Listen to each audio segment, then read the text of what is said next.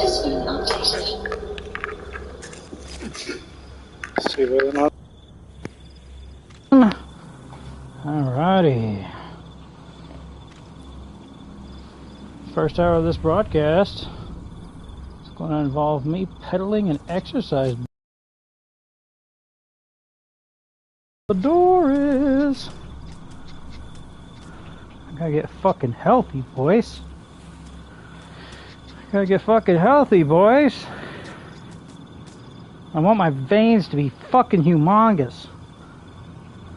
Next time I go down to the plasma donation center, I want them to poke me with one of them needles. I want to fucking take them out with the force of the spray. That's what I want. Hell yeah, boys. Hell yeah. I want visiting spaceships. I want my veins to be able to be seen from space, like the Great Wall of China. And that one Bass Pro Shop in Memphis, Tennessee. Alright. Fucking got something now, boys. Alrighty. Here we go. Finish up what we were up to yesterday. One thing, I had to, I talked yesterday, last night, about how during my therapy I had to kind of be walked through the process of, you know, seeing whether or not something is actually true, like a definitively, objectively, the truth. But I just want you to know that you don't actually have to do that. It's good enough to just ask and answer the simple question. Is a person treating you the way that they would like to be treated? If no, then they are doing the wrong thing. So they can tell you all sorts of bullshit, right? They can say that they're beating you because they love you. They can say that you deserve to be beaten. But unless the person that you're talking about is a masochist who's like trying to fucking do you a favor because they think that you're a masochist, then this is not going to fly. If this person is striking you, is even calling you names, if they are in any way, shape, or form not treating you as they would like to be treated, then the relationship is inappropriate. It might be abusive, it might not be. But at that point in time, the relationship is already inappropriate and needs fixing. Now there's a pervasive, there's not just a mental health stigma that still exists and is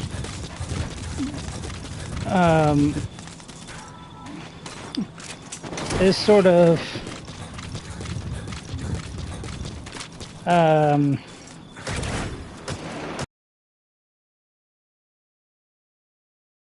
than it is in others, but it's not just that, but there's also a pervasive feeling that mental health care is a last-ditch effort. It is not supposed to be something that your average rank and file is supposed to even like think of. So like my oldest little brother, one day we were talking about, I was talking about my I was talking about my experience in marriage counseling. Marriage counselors really are the soup du jour that we have. They're the authority that we have here on planet Earth about relationships. At the end of the day, they're the ones that are going to decide whether a relationship is inappropriate or not. And so they're the ones that you're going to have to go to if you're in doubt in some way, shape, or form.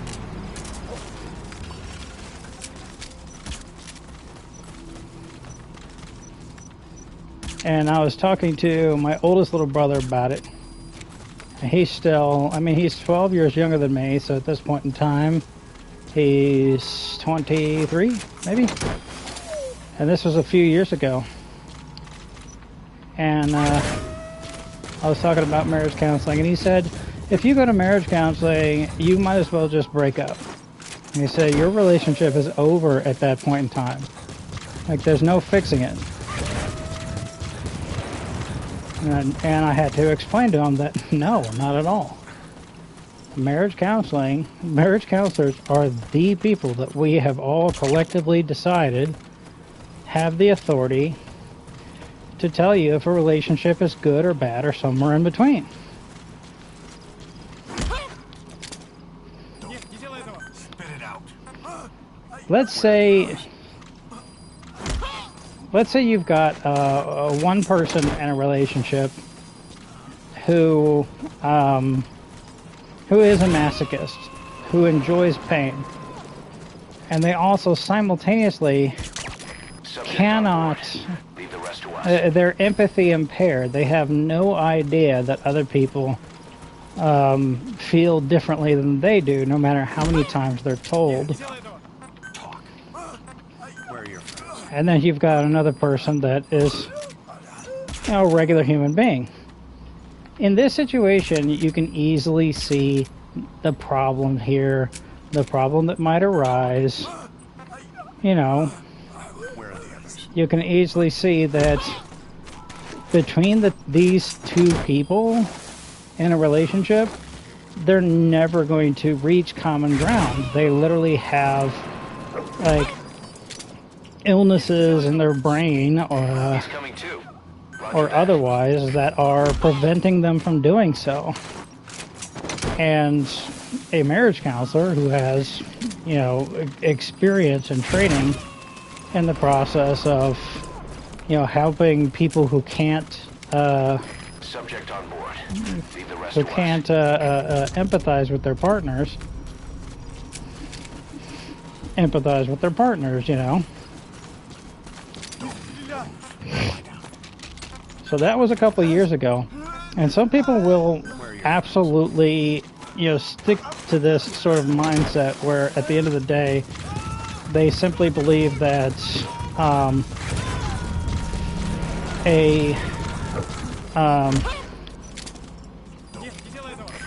they believe that that mental health care is a absolute distant last resort. That you should do absolutely everything before you go to the doctor. But that's not the way that anything goes.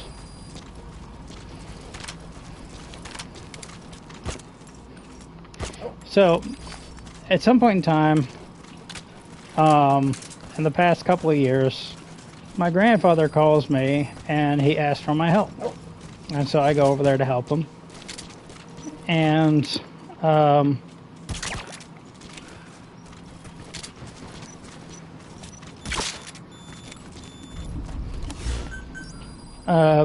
he's in his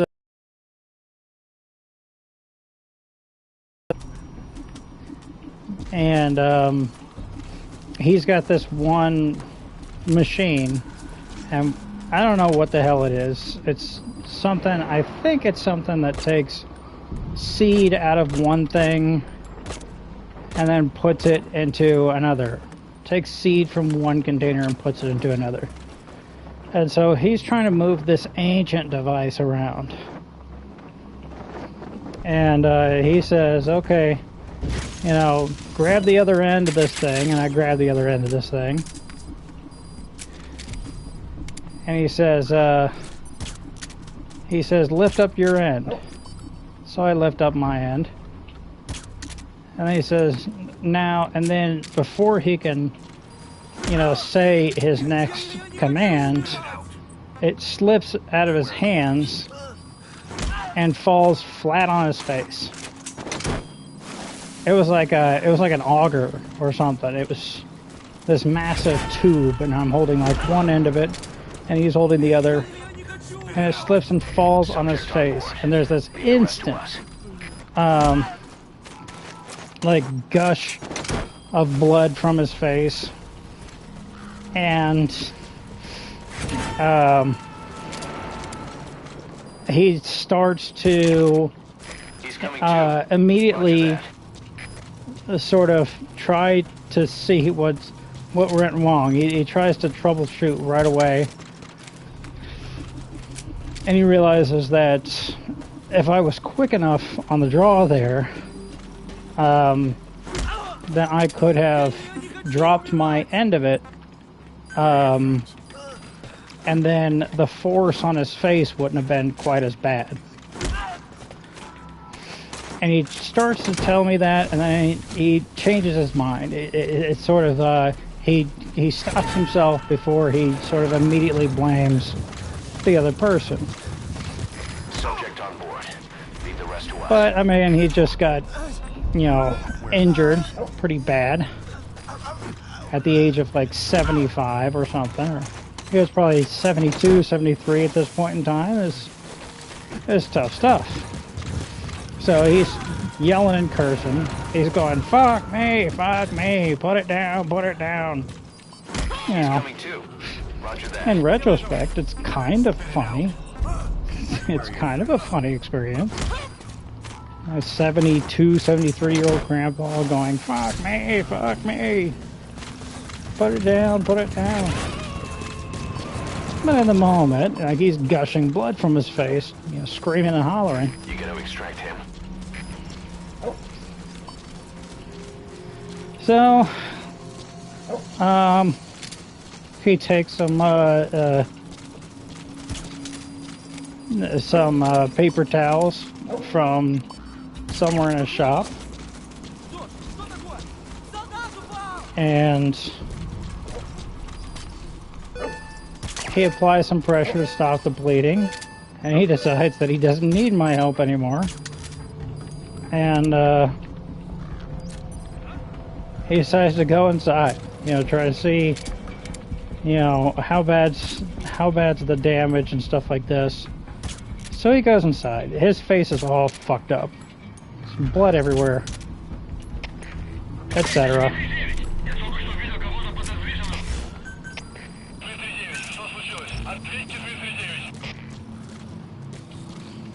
By the way, if CP doesn't hear the full message whenever somebody starts a message, then they act like they didn't hear any of the message. They just know that the message got interrupted, so they put everybody on alert. So just because he started to tell CP that he saw a suspicious person, that doesn't mean that they're going to be on alert for a suspicious person.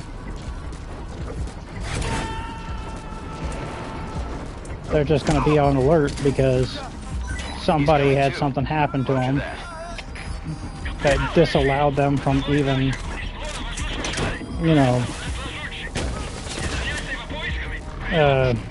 finishing their message. They couldn't even get done calling for backup, so everybody needs to be on alert.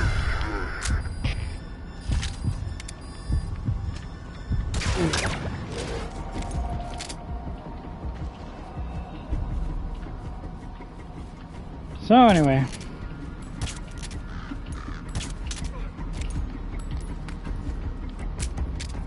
my grandmother, who was alive at the time, she died about a little over a year ago. My grandmother's inside, and of course, she's trying to tell my grandpa to just go ahead and go to the doctor. And he's sitting there thinking, he's downplaying it. He's like, oh, it's not that bad. Oh, everything's going to be all right. Everything's going to be fine. He's applying bandages and everything. Until I bring up a point. My grandmother is just trying to get him to go to the doctor. He's this stubborn old farm boy. Plus, he's a Vietnam veteran. The man's tough as nails and he's made of iron. But, you know, like I said, he's also like 72, 73 at that point in time.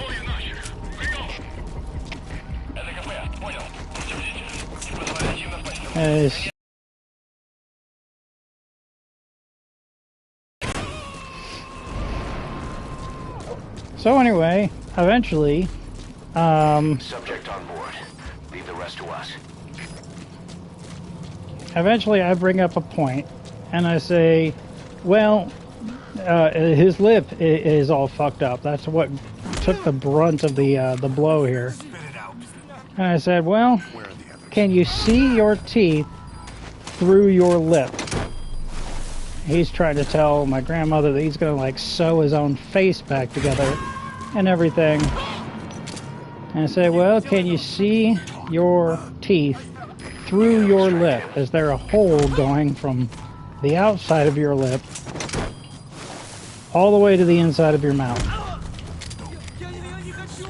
And so he throws some rubbing alcohol or peroxide on his face and to sort of wash away the blood a little bit, and then looks at himself in the mirror and he goes, no. And he goes, wait, yes. And so my grandma slaps him in the arm and says, go to the damn doctor. He's like, fine, I'll go to the damn doctor. So I get to go home. I'm obviously done helping this man hurt himself. Nothing I can do. He heads off to the doctor. Subject on board. And he goes to the closest emergency room, and once he's seen, he has to turn around and get sent to an even bigger hospital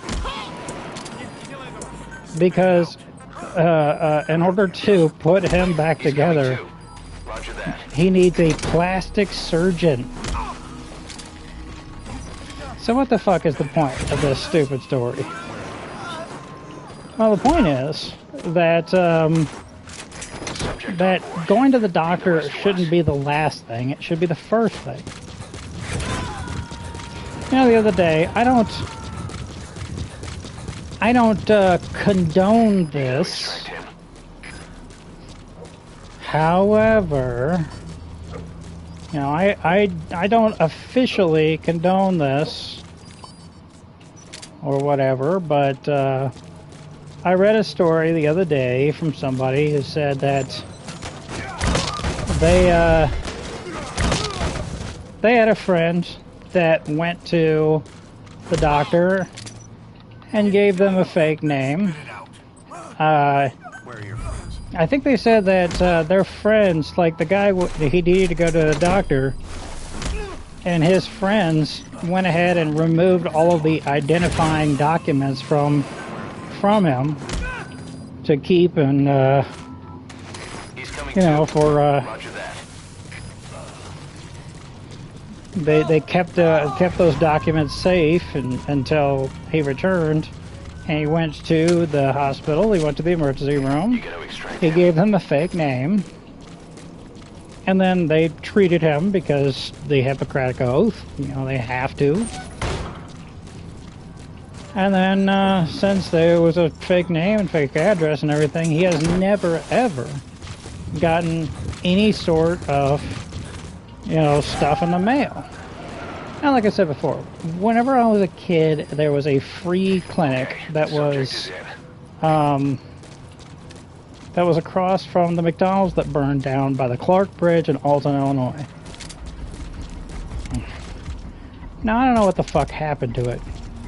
But it goes to show that these things exist, even here in America, where healthcare is fucking ridiculously expensive and all that kind of shit. Still.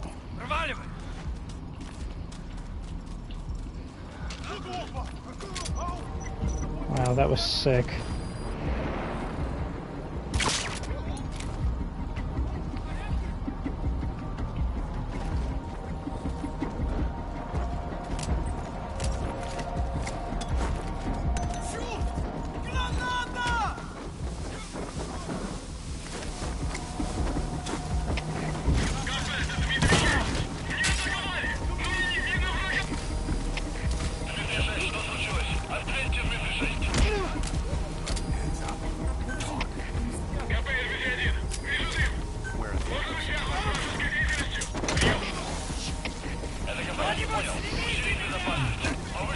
And so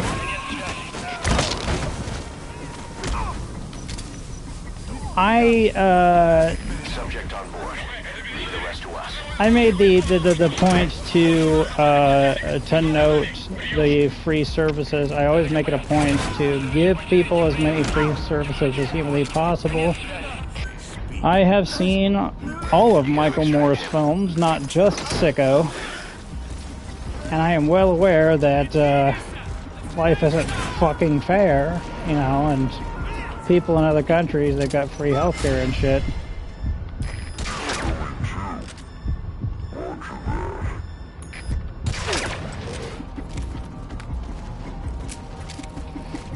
And also, if I remember the story correctly, my father told me a story at some point in time whenever I was probably in my later teenage years. And he was talking about how this was before Obamacare, the Affordable Care Act.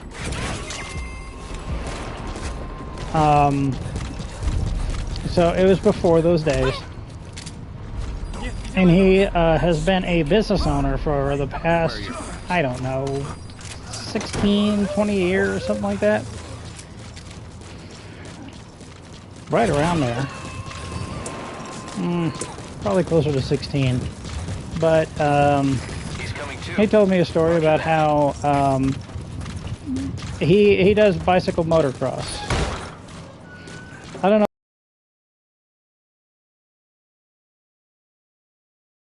But it's for bicycles, it's not for motorcycles.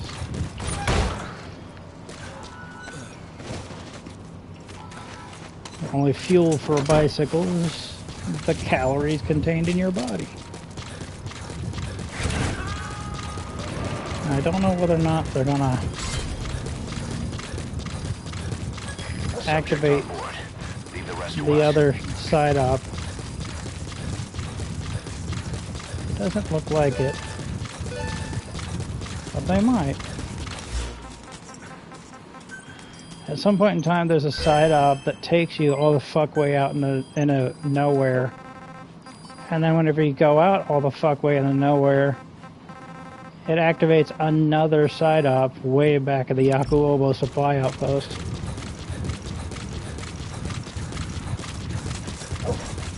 There's like a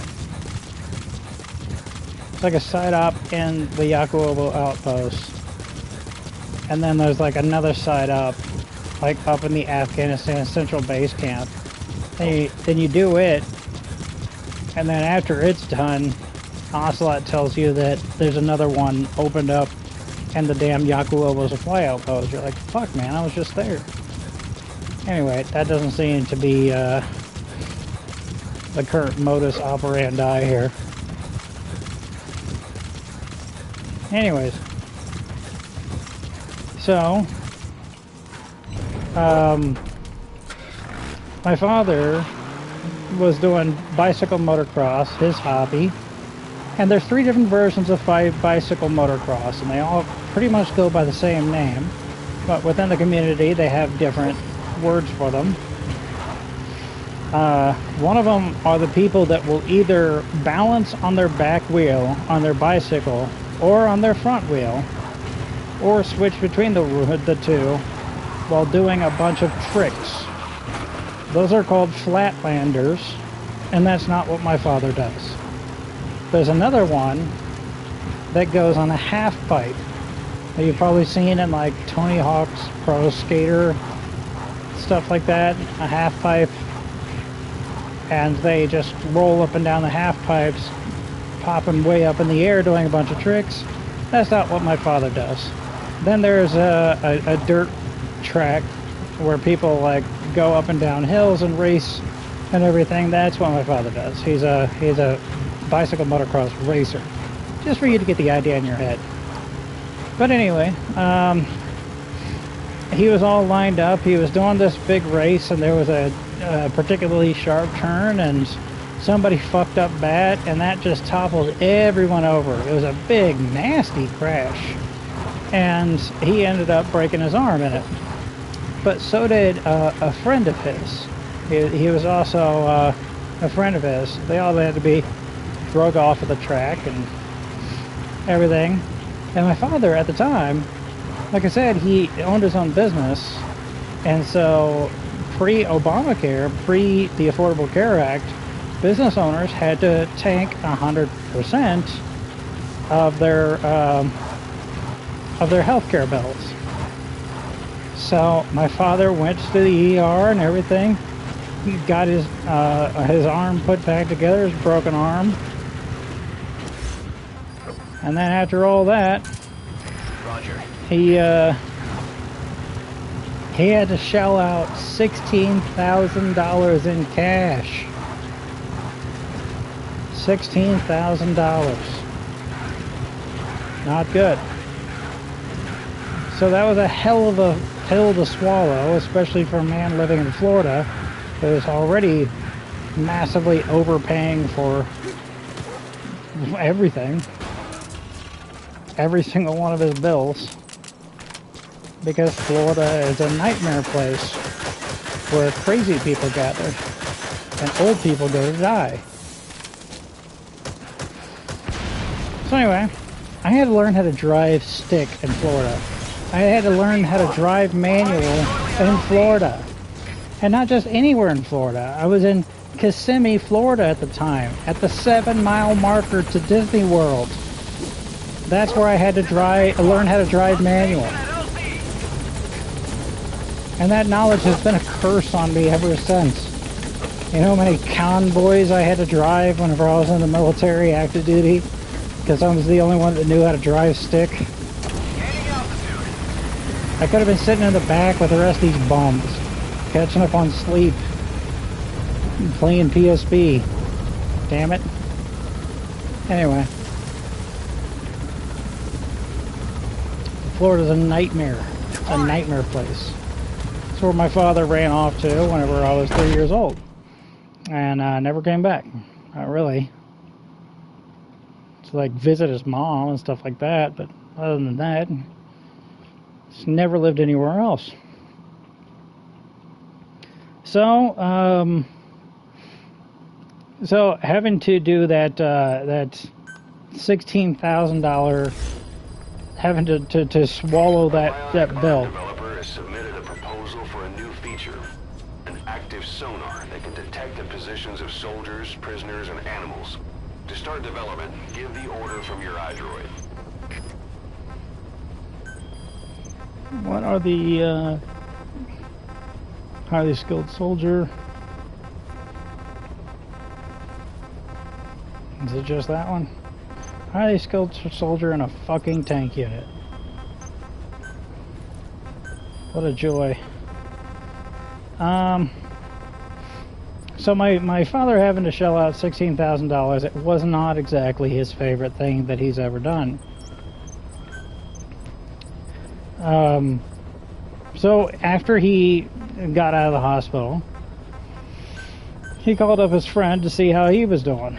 Now that his problem was solved, not the financial part, but at least the broken arm part, he decided to check up on his friend. So he rung up his friend, and he was just like, "Hey, you know, how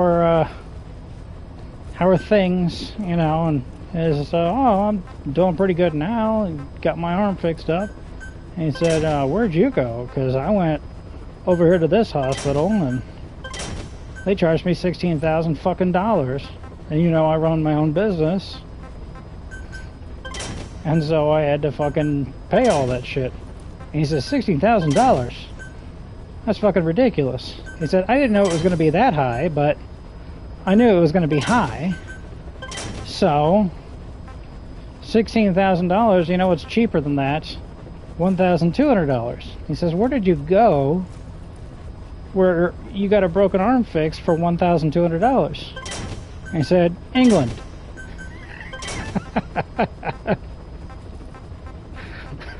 I went to England. Said I knew it was going to be high. I knew if I went to a regular emergency room, it was going to be high. So I put my arm in a sling and I bought a round-trip plane ticket to England. That's what I did. Said, I can't believe that you shelled out $1,000 out of your fucking pocket just to put your arm back together. It's like, well, I don't know. So that's the gobbledygook that my father went through at that point in time to get his arm fixed. Whenever he could have just, bought that $1,200 plane ticket like his friend did and got his arm fixed up in the UK.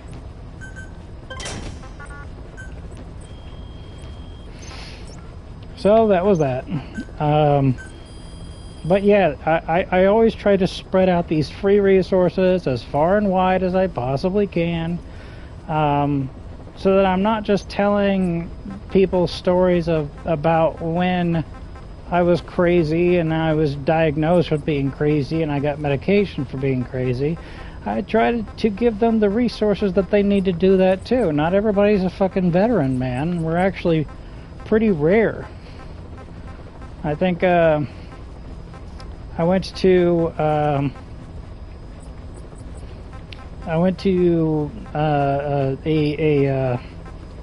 veteran business meeting thing, and they had statistics that stated that veterans make up 7% of the population, which I think is insanely high, because the last time that I looked at the numbers, it was 0.1% of the population.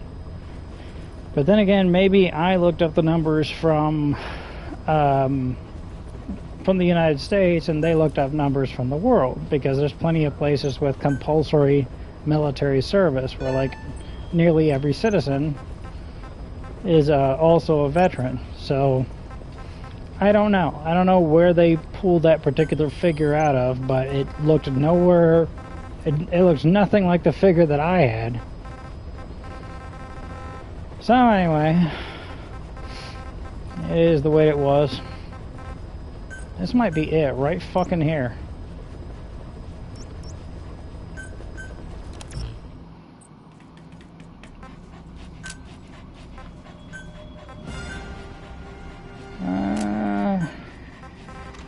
Let's get a decoy out, finally. Oh, how sweet it is to have a fucking decoy finally. My goodness. What an amazing feeling. Just been dicking around with this other bullshit for all this time. And I finally get a fucking decoy. Oh boy.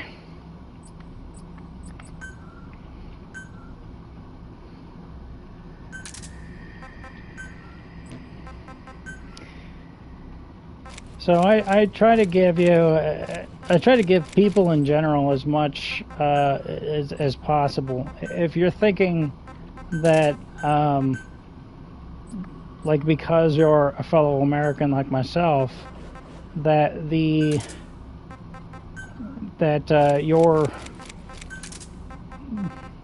your last resort should be the hospital, then think again. You know, there's lots of other things that you can do. You don't have to just you don't have to like spend a shitload of money, because the part that's super important for you to remember is that if you start with alternative medicine in some way, shape, form, or capacity, if that's how you start, and you say definitively that that you're going to start first with alternative medicine, just know that that's a rabbit hole that does not have an end. You can do infinite alternative medicine. You can do absolutely infinite alternative medicine. You can. I promise you. You'll never run out of snake oil salesmen trying to get you to do their particular thing that they do to for them to wave their hands over your head and somehow or another that's going to heal your chakras or something like that, you know? There's a million, billion, fucking trillion different things that they can do here. I'm in the middle of trying to get, check this out. It's the outfit from Metal Gear Solid 3 and the non-final boss outfit. And same thing. And same thing. Wow, they even have the bra. Dude, I could dress up one of my female.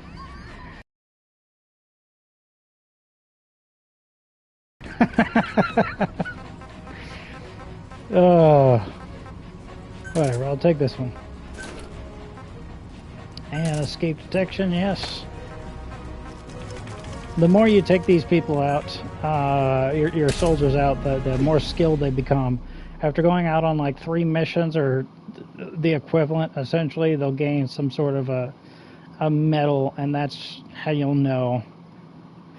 There'll also be a little pop-up on the screen that says that soldier whatever has their skills have improved dramatically. So I don't know if that applies to side ops, but I might as well try.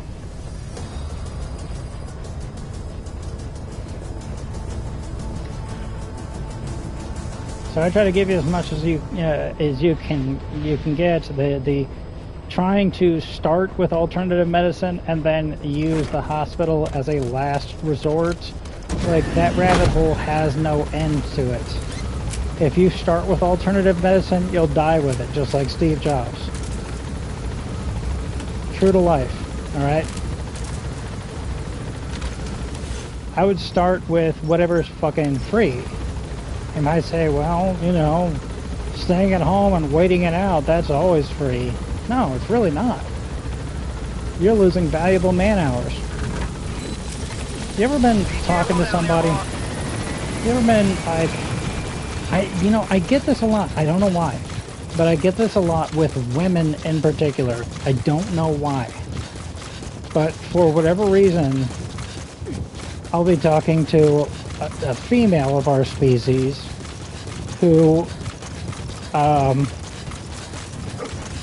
will tell me that you know, she has a headache. To say, I've got a headache.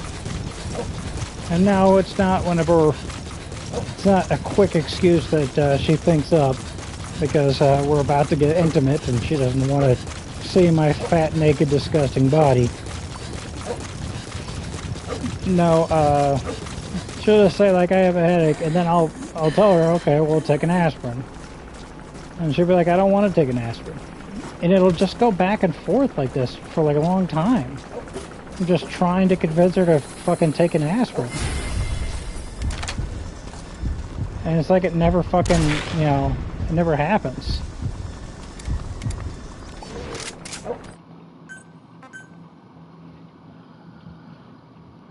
Finally, she'll like exasperatedly take an aspirin, and then she'll be back to work. You know, she'll be back to her regular self within about 20-30 minutes.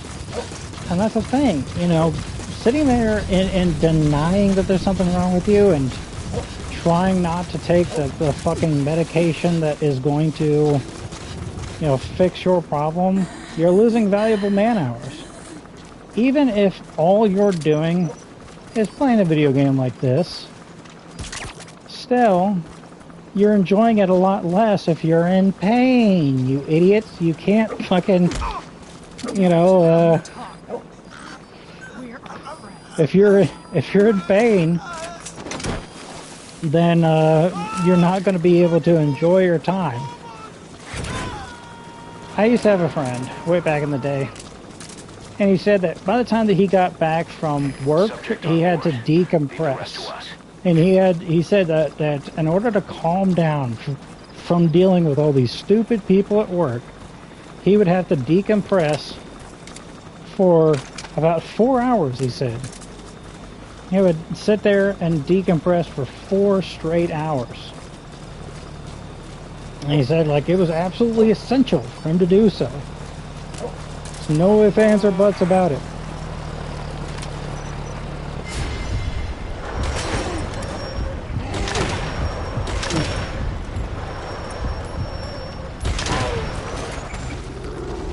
That was awesome. 3 people in 1 reflex. Badass. I didn't even alert the damn helicopter. That's awesome.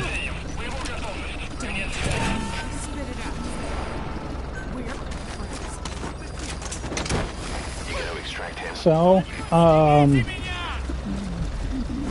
if you're so stressed out from a day at work and you come home and you have to decompress for 4 hours, you're not going to be decompressing very good.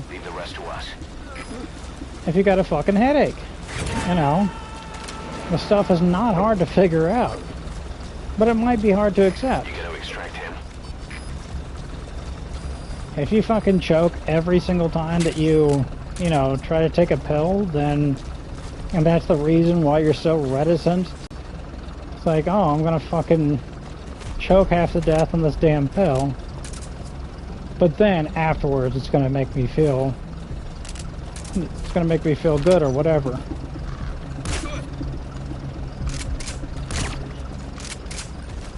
It's kind of like saying, oh, exercise releases endorphins, and endorphins make you happy, but only after you've, you know, worked out and been miserable for a while. First and foremost, you don't have to be miserable. If you're doing cardio, try Dance Dance Revolution, man. I know it's an old game, but old series of games, but they're still good.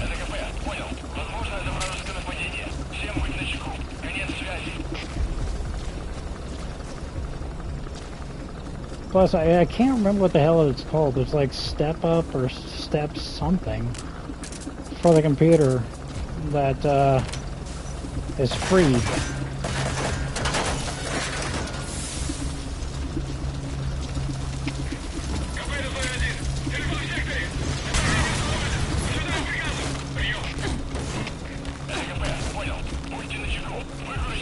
So it's like a free version of it. I think it's Step Up Move, something like that. Where are the others?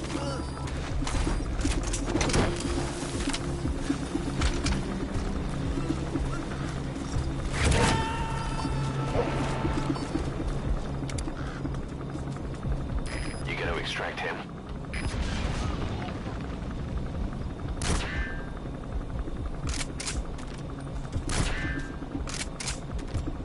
Oh, no. There we go.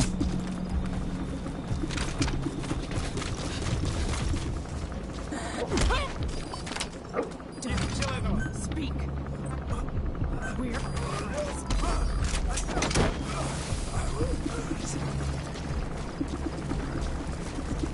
You can find enjoyable ways to go about exercising and stuff like that, or you can, at the very least, like, minimize the suffering as much as possible. One of the things that makes the boot camp and stuff like that be not as bad, and allows people to sort of accept it and how it changes their view of themselves. They might think, oh, I'm not an exercise type of person or whatever. And then suddenly after boot camp, you suddenly are, because it's a job requirement. That sort of self-identity change is easier to swallow whenever you're in a group of other people also doing this whole boot camp thing. So, you know, it's very successful. CrossFit. You know why? Because it's group exercise classes. It's easier to deal with all of the working out and everything whenever you're part of a group who's all exercising.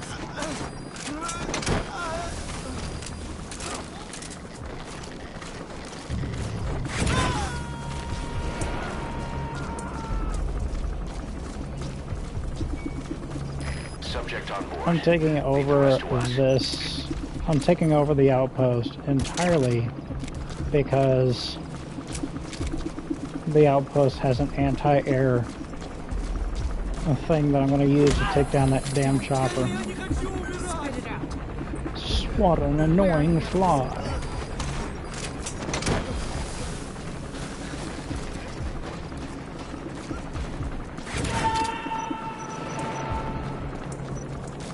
Hands up.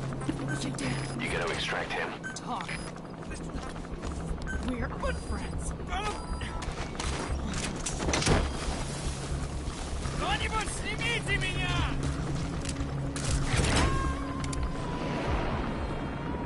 He looks like he's got a helmet on. Subject on board. Give him a shot in the arm.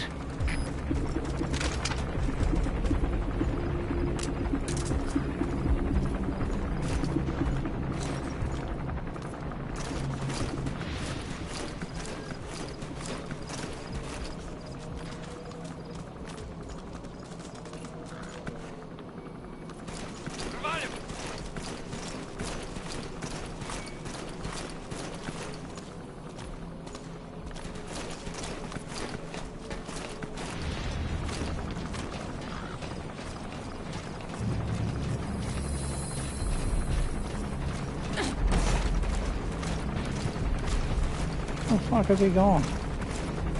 He was after me for a half minute there, and then suddenly I decided to... Oh, I gotta go in the spotlight. Speak. We're good friends.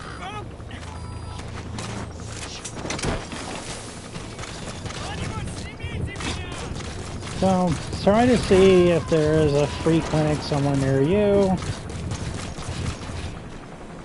Know that if there is like a major thing that you need, then you'll probably be able to get it in other countries much cheaper.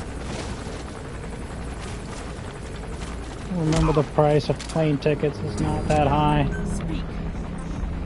We're good friends. Remember all these various tricks. Hell, I think even in 4-Hour Body, Tim Ferriss brought up a couple of tricks on how to Subject on board. get some low-cost medical care and the like. So check that out. See if any of it's useful to you.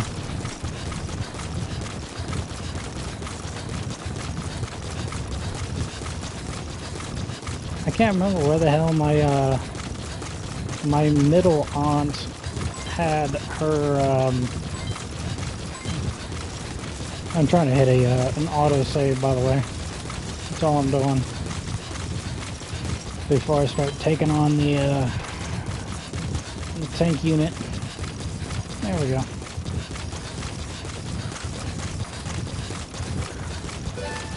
Oh. 11:21. About 9 minutes of pedaling left. 9 minutes of pedaling, boys. I'm just starting with an hour. I'm trying to get back in the habit, so starting with an hour of just fucking around, man. Just hour of cardio. Eventually I'll switch it up to some, you know, some high intensity interval training, stuff like that. Right now I gotta get back in the habit. Son of a fucking bitch. I took this whole place over for no fucking reason.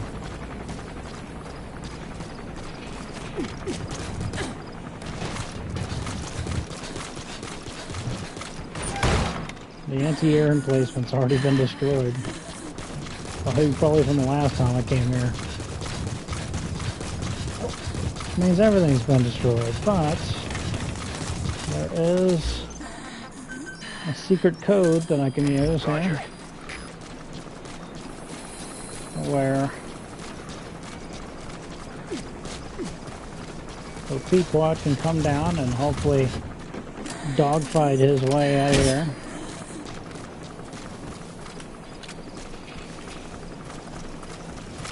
And hopefully he will. Hopefully he'll fucking prioritize elimination of enemy threats. Until then, how are you doing? Doing alright? You having fun? How's your life? Nobody's watching this stream at the moment, so I'm not talking to anybody right now. This is Pequot. Arriving shortly at LZ.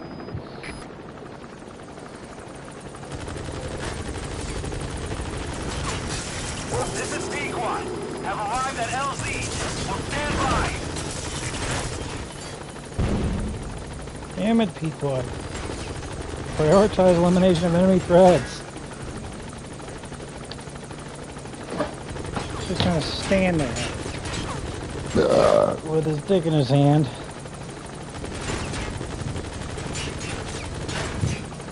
Doing fuck all. Look at him. Got the self-preservation instincts. Lemming from the game Lemmings. Backup chopper. Call it from your iDroid.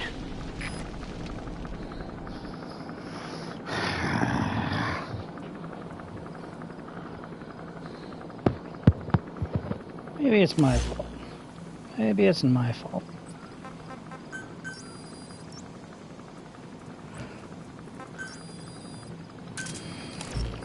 I always order a pickup because I'm used to him being in missions.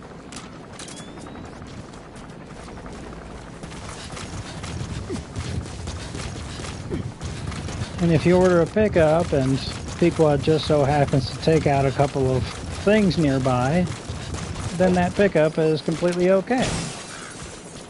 But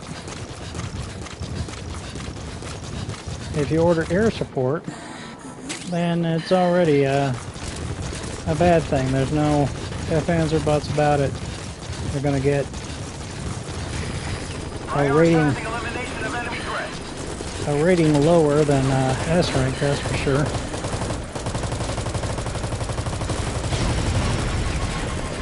There we go. There you go, Pequod.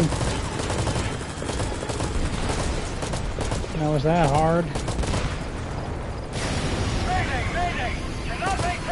Apparently so.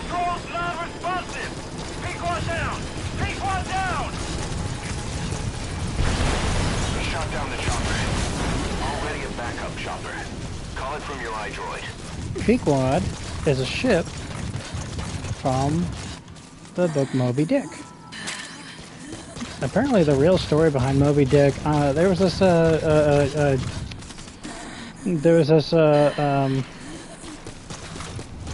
YouTube video. There's this YouTube channel featuring a mortician, I believe. And I think she made a video on like the real Moby Dick incident. It's like some sort of shipwreck and a lot of bad shit happened. They ended up having to eat each other. It was not good times. Like they said, like no matter what the hell is in that damn book, it's not nearly as bad as what actually happened here in reality.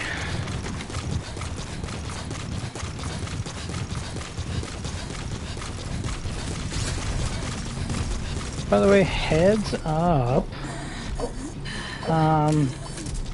Got a call today from the library, and they said that I'm gonna have to give back this hotspot on Tuesday. So if they don't allow me to borrow it again, then Tuesday is gonna be the end of my streaming days, and this will come to an end yet again.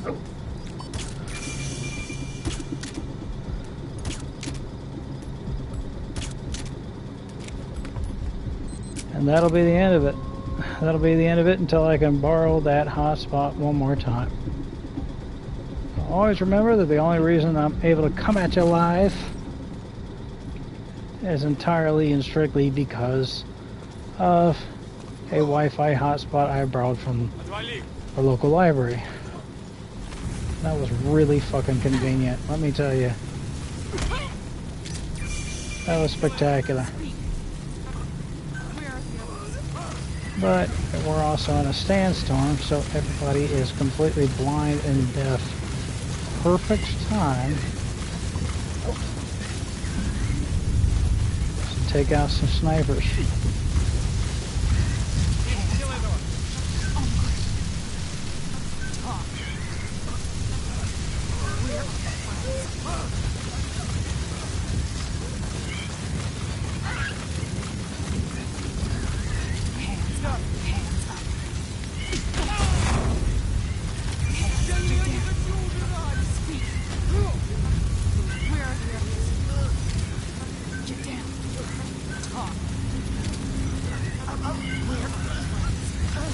But just remember that little shortcut. There was lots of crazy stuff that went into the trying to figure out whether or not what you're being told is logical, and it's like, does everybody, you know, have a dad that beats their kid and stuff like that? How could you possibly deserve the treatment that you're getting, etc., etc.?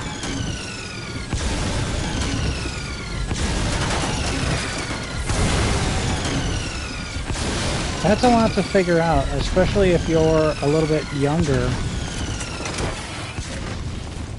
And so you don't have all the capacity to try to figure out all these things, try to see whether or not it makes any logical sense. And you don't have access to a lot of different people to sort of double check and see if you're being told the truth or you're being sold a warped version of reality that doesn't look anything like real life.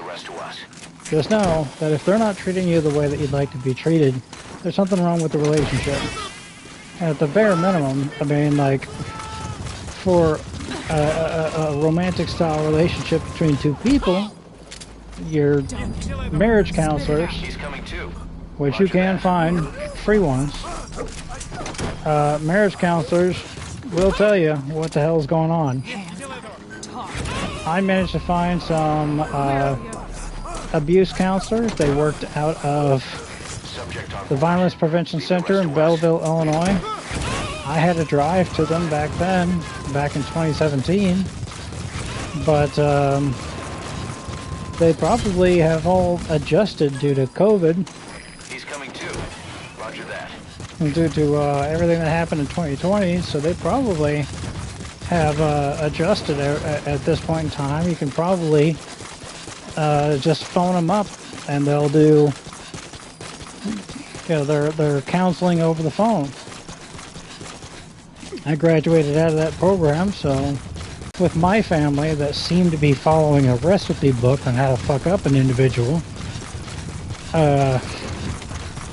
by and large for the most part, I still, you know, have lots of little, every couple of months or every month or so,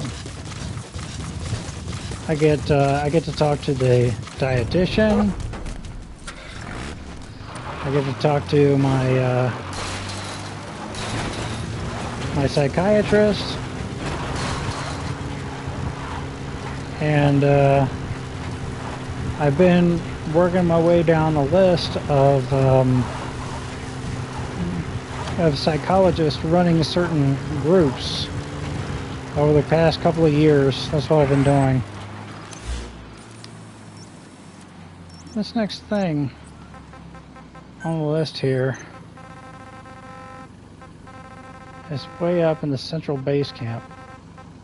So I don't know why I'm trying to drive to it. I can just box teleport to it.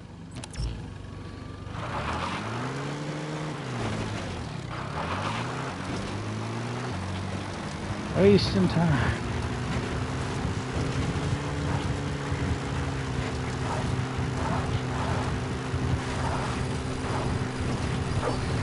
So my abuse counseling through the Violence Prevention Center in Belleville, Illinois, that abuse counseling was free.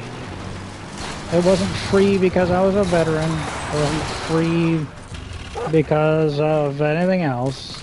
They just don't charge for it. I think the government gives them money to do that shit.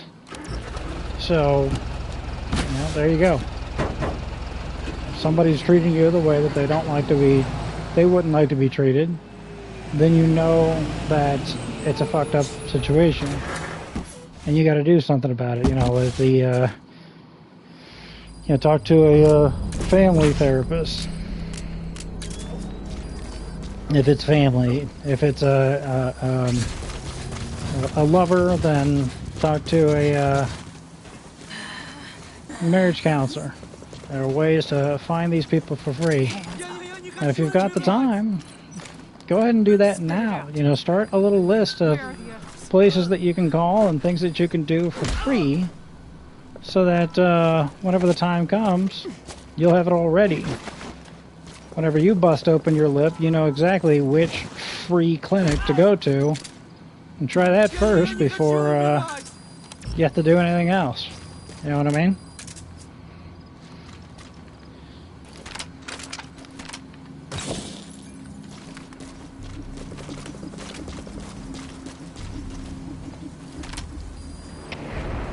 He just fired fucking half a clip in my direction because they heard one gunshot. Calm down there, Wile E. Coyote.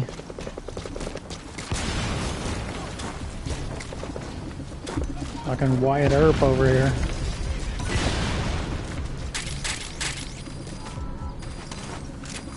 Wyatt Earp was a businessman. He spread rumors. He got in one shootout, and I think it was the shootout in OK Corral. You gotta extract him. But he got in one single shootout, and it was so costly that it was cheaper to just spread rumors that he was the fastest gun in the West, Spit it out. so that nobody would come gunning for him again. I learned that in a meeting of Dan Kennedy's Glacier Kennedy Insider Circle whenever they met up in Georgia in 2011. Isn't that fun? He's coming too. I don't know if it was worth all the money that I spent, but it's fun. Actually, it was free. Can't forget that. I put down like $2,500 with the promise that if I showed up, I'd get it all back. And I showed up. And I got it all back.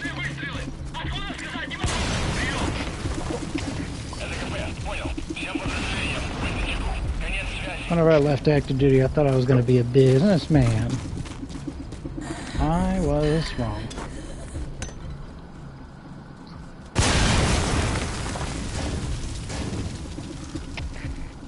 Alrighty. High time I quit with all this peddling stuff. That should enable you to sneak past enemies. I've got 2 fucking snipers out by the fucking shooting range. What kind of crap is that?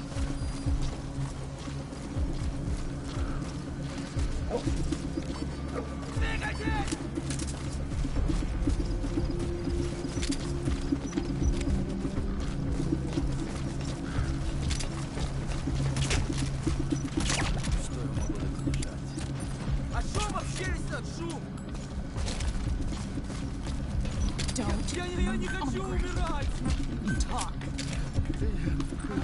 Where are the others?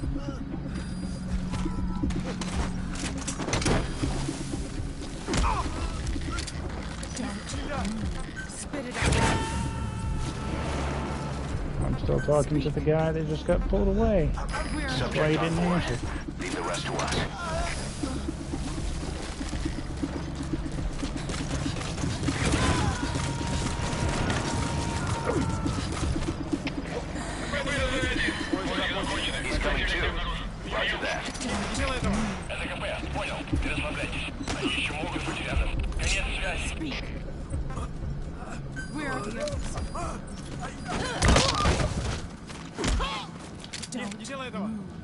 Feed me more soldiers.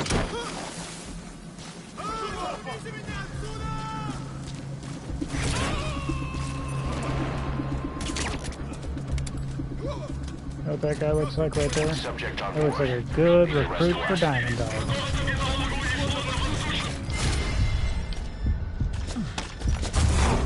Don't move. On the ground. Speak. We're our friends.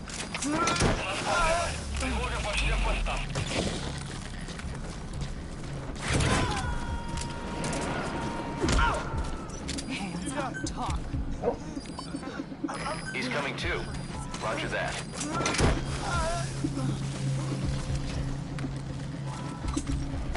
Oh boy. I'm heating up my bath water. And that's of course heating up the mobile home. Hands up. Spit it out. And I've got the front door of the mobile home closed. So I can't tell if it's getting warmer in here or is it staying exactly the same temperature. Subject And on board. I've Leave been the rest to us. pedaling on a bike for Don't. over an hour. Where are the And others? so I just feel warm and it's not actually any warmer.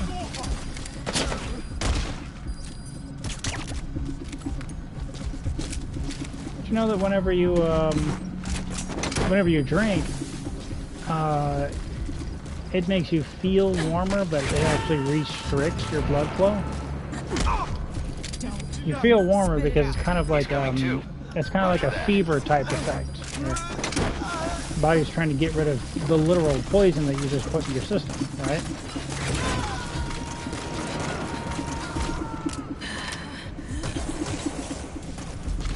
You gotta extract him. But it actually restricts your blood flow. Of course, you're not actually warmer. You have just imbibed poison. Of course you have hindered yourself in some way, shape, or form.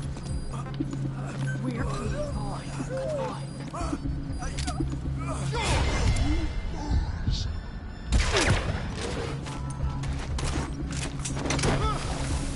Apparently, I don't even know where the hell I heard this story. It's probably a We're friend of a friend's mom's cousin side type of deal. And Subject on board. this story, this is probably like, not even a second-hand story, it's like a fifth-hand story. But anyway, there used to You gotta be, extract him. down on the border of Godfrey, Illinois, and Brighton, Illinois, there used to be this gas station that was right in front of a racetrack. And they'd have sprint car races down at this racetrack, which my grandfather was very much into. I think he had he was a mechanic on his off time, and he kind of he liked to work on sprint cars. They're a very specific type of vehicle. It's kind of like how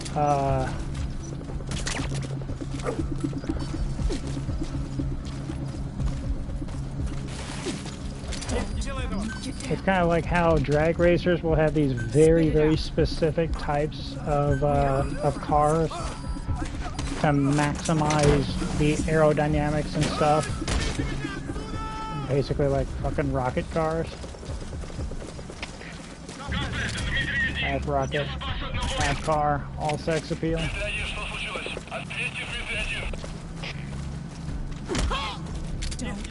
You know what?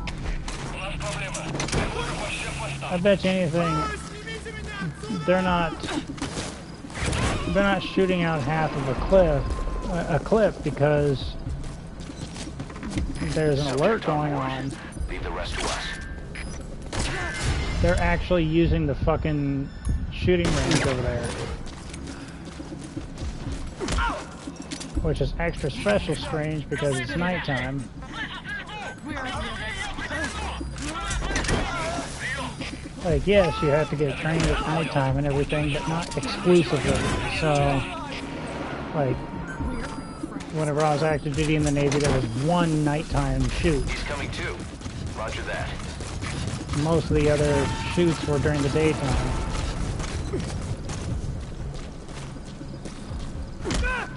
Don't speak. Where are your friends? And it's extra special double strange because they're still on a slight alert. It's like, why are they on the range without a care in the world?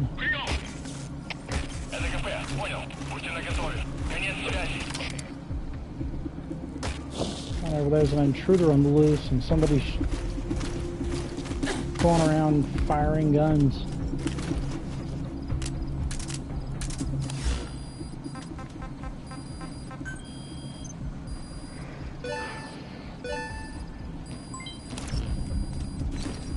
But I've come across that type of thing before, where they kind of just act like things are more okay than they really are. People are fucking blind.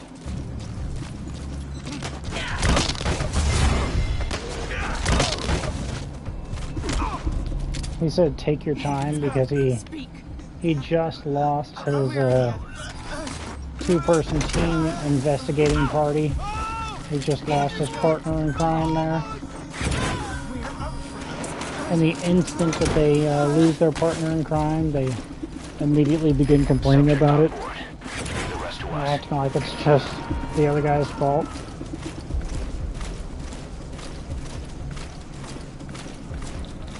Unless they witnessed it occurring, they always do that.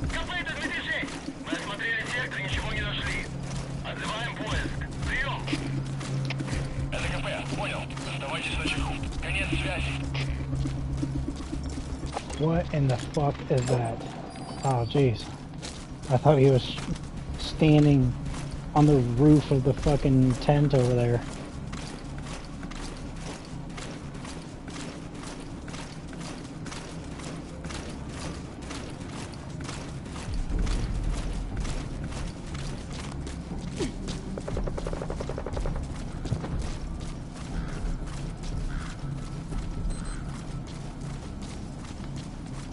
Just in case.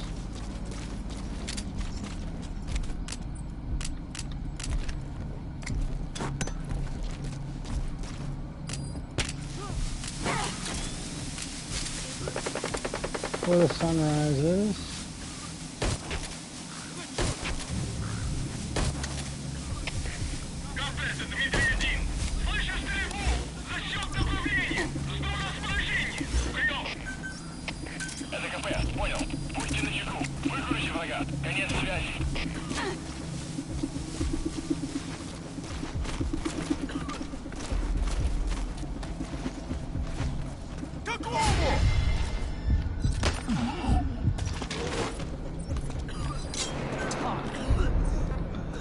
Where are the others?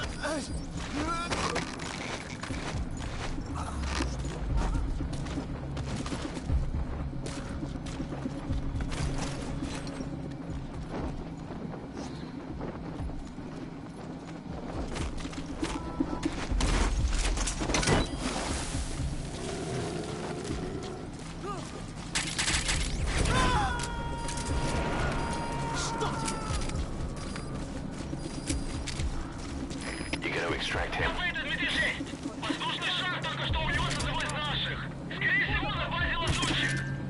Goddamn, hang on.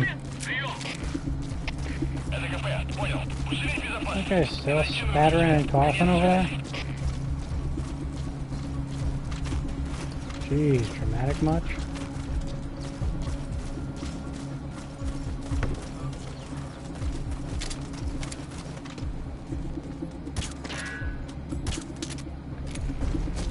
I was gonna start a tape, but just in case this is the one.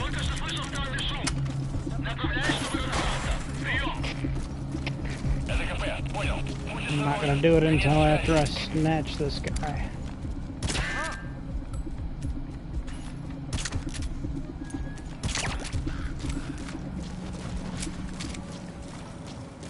If this is the one, then after I snatch this guy, Ocelot will tell me that there's something to investigate down at the Yakuza supply outpost.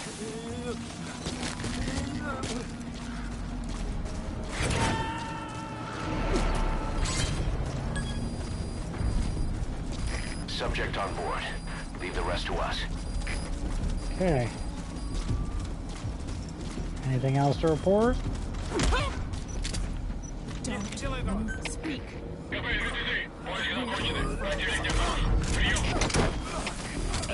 Понял. Будем здесь. Не позволяйте им напасть на вас. Конец связи.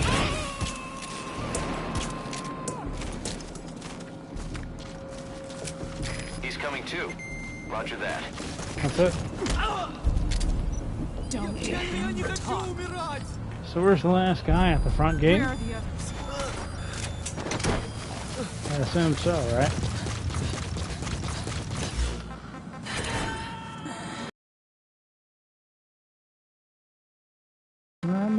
Subject on board. Leave the rest to us. I set the cool air, kick it in the face. Said I told you so, but you just wanna cry. Hands You up. just wanna Spit it know out. those peanut butter Where are the bars. others? My life ain't so time. This ain't gonna work. I'm not wicked, but this is God's way. I can't take this place. I can't take this place. I just wanna go where I can get some space. I've been there, I told you so before. Jungle slang, spinning around my head and I stay.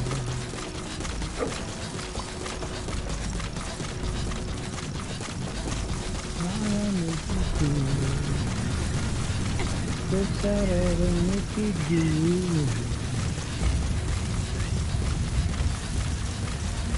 Oh.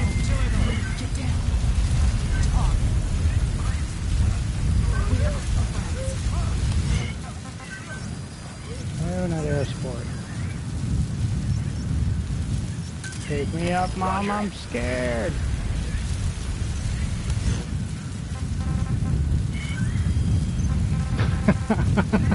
Jesus. Sorry, I immediately got a flashback to this one particular voice message that somebody like threw up in a meme compilation or something that I watched.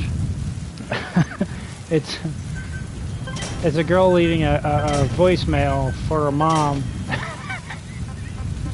and she said that if she's over at her boyfriend's house. Oh my God, you know. Like, you gotta feel bad. You gotta feel bad. But she's over at her, this girl's over at her boyfriend's house. And, she went number 2 in his toilet, and it clogged up. And so, she took the poop out of the toilet, and then put it in his gas litter box. And then he asked her if that's what she did. And she said no. He said that his cat has been dead for like a week. And so she's leaving this voicemail for her mom to come pick her up from her boyfriend's house. She's absolutely mortified.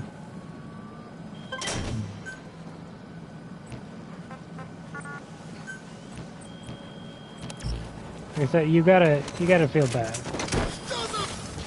The series of circumstances that led to that situation, like, you have to feel bad about that. Subject on board.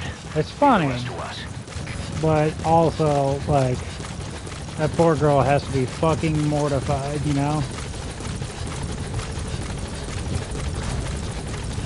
I know, I thought it was going to be the end of the world. I had to be about 17 years old, maybe, with my 16-year-old girlfriend, ex-fiance, way back before I joined the military active duty.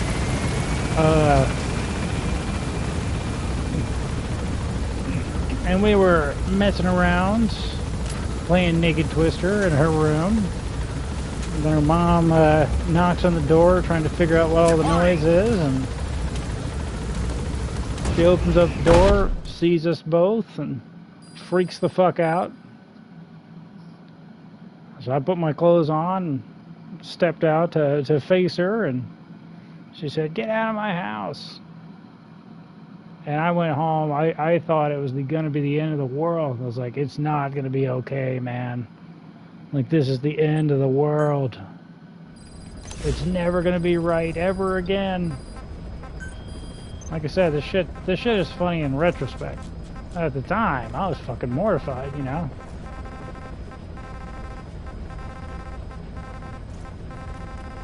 So while I've never clogged up a toilet and then took my poop out of the toilet and then threw it in a cat's litter box, while I have not done that, still, you know, I gotta feel bad for the poor girl. She had to be mortified. There's a fucking armored vehicle unit between me and the next side up. What kind of shit is that?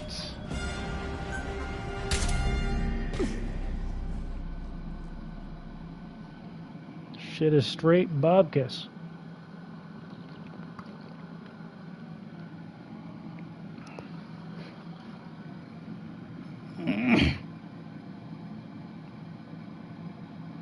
Okay, it is a little warm in here, but I fucking broke my box fan. Tried to turn it on this morning, it just wouldn't turn on.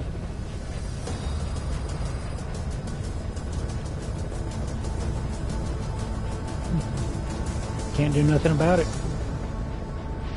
Thankfully, I got an oscillating fan,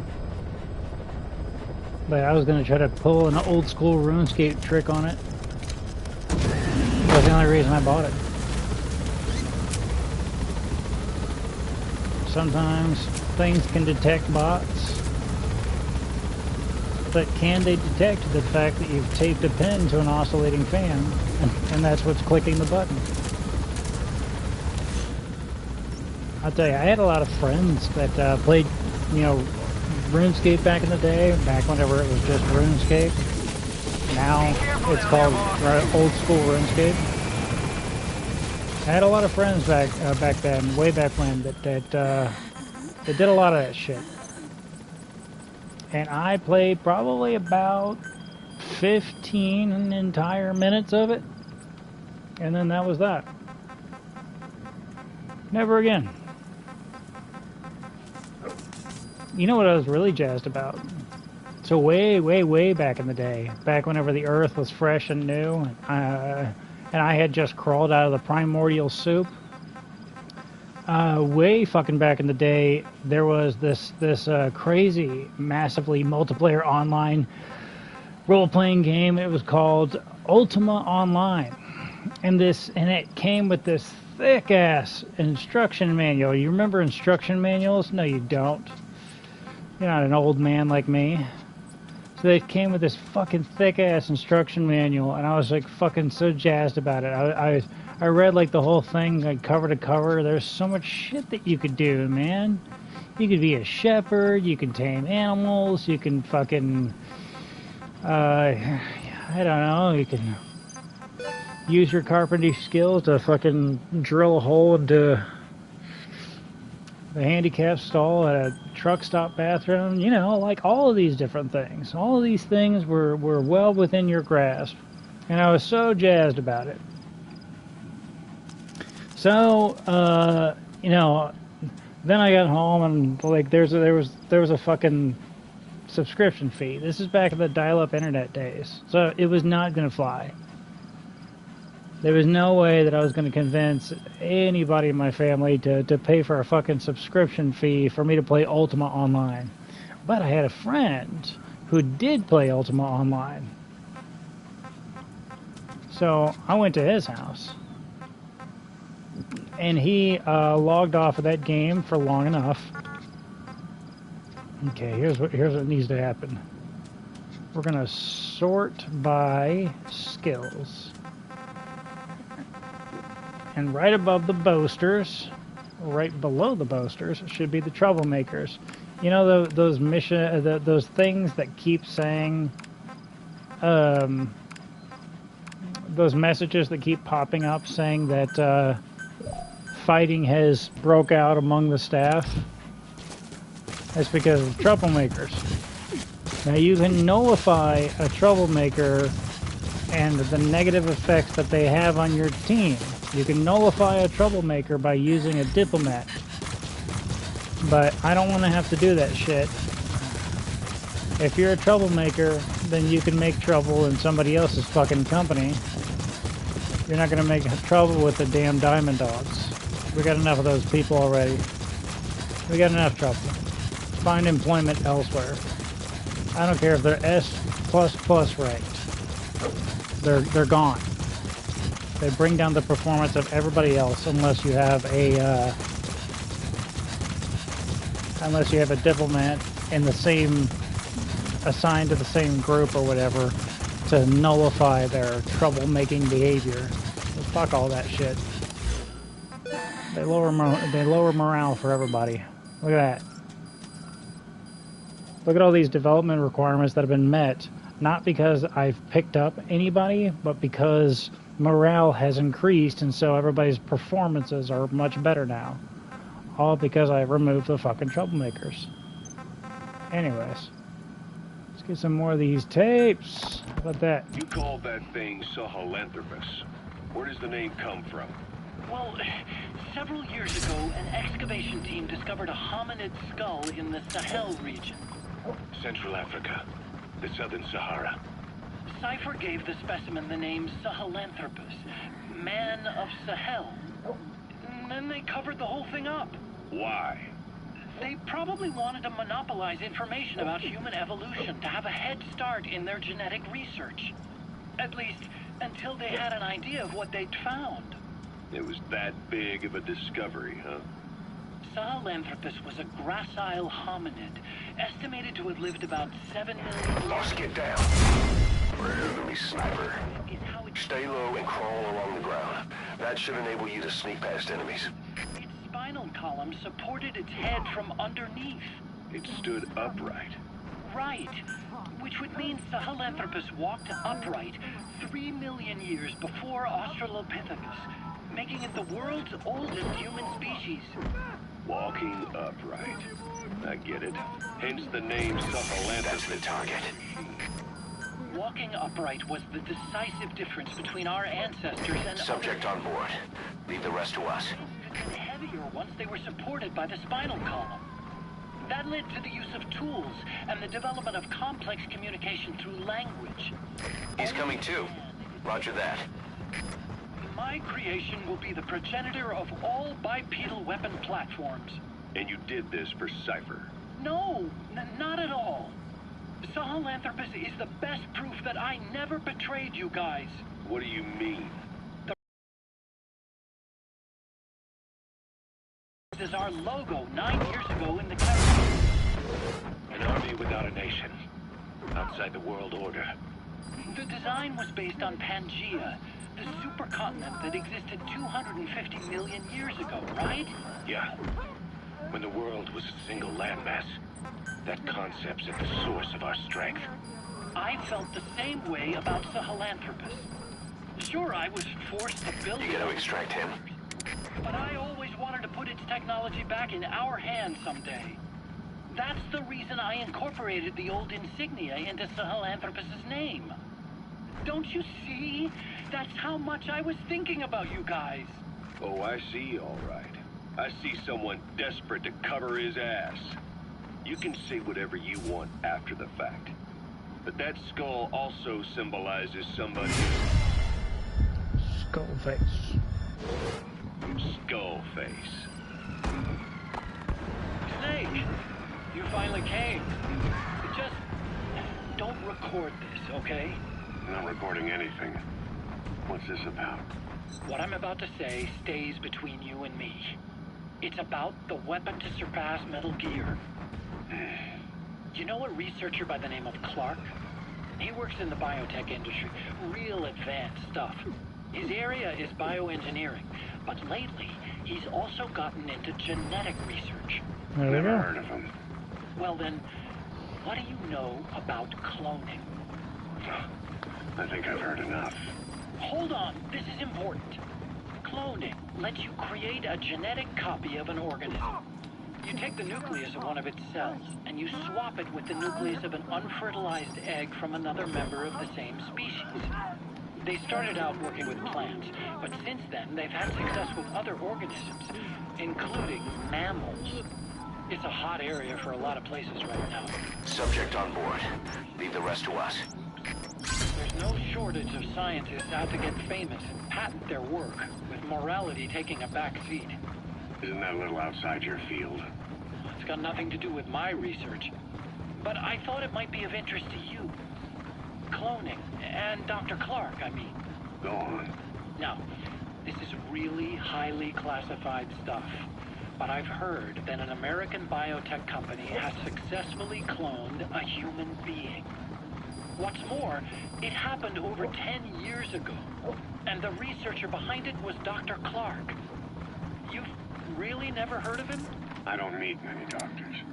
This Dr. Clark is a complete ghost, even to others in his field.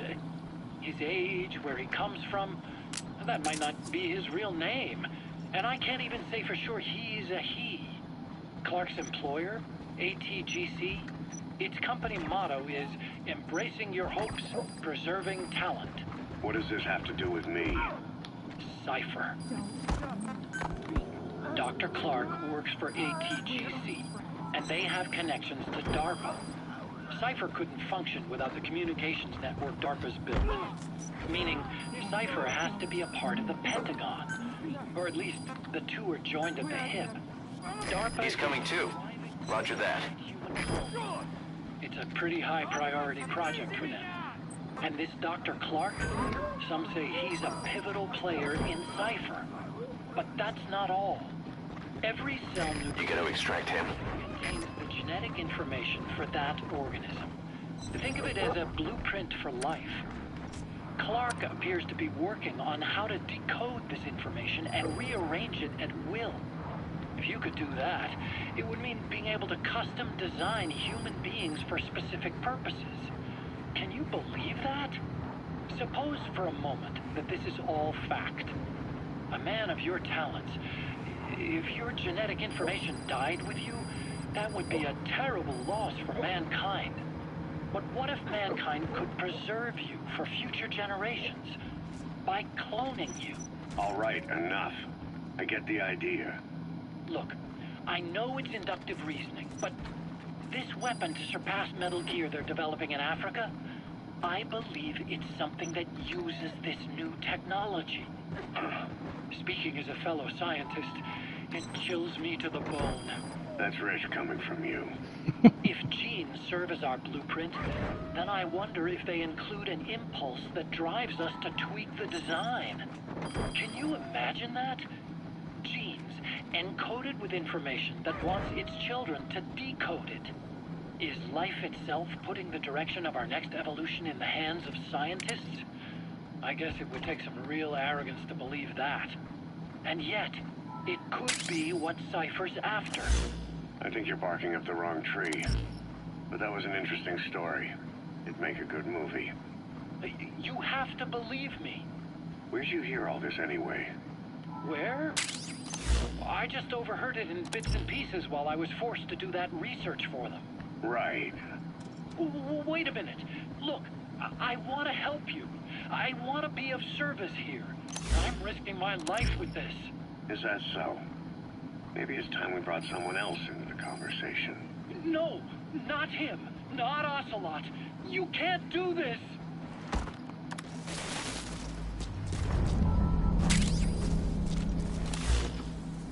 Notice how I said that that Hideo Kojima likes to belabor the point because he doesn't, you know, And, well, some people come to the conclusion that he simply does not trust the individual to put the story together. You know what I mean? But that's because we don't. We need to be beat over the head with this. You know how many times that I've received questions all across the board from people who still don't get it? Snake, you finally came. Just don't record this, okay? Not recording anything. What's this about? What I'm about to say stays between you and me. It's about the weapon to surpass Metal Gear. You know a researcher by the name of Clark? He works in the biotech industry. Real advanced stuff. His area is bioengineering, but lately he's also gotten into genetic research. Never heard of him. Well then, what do you know about cloning?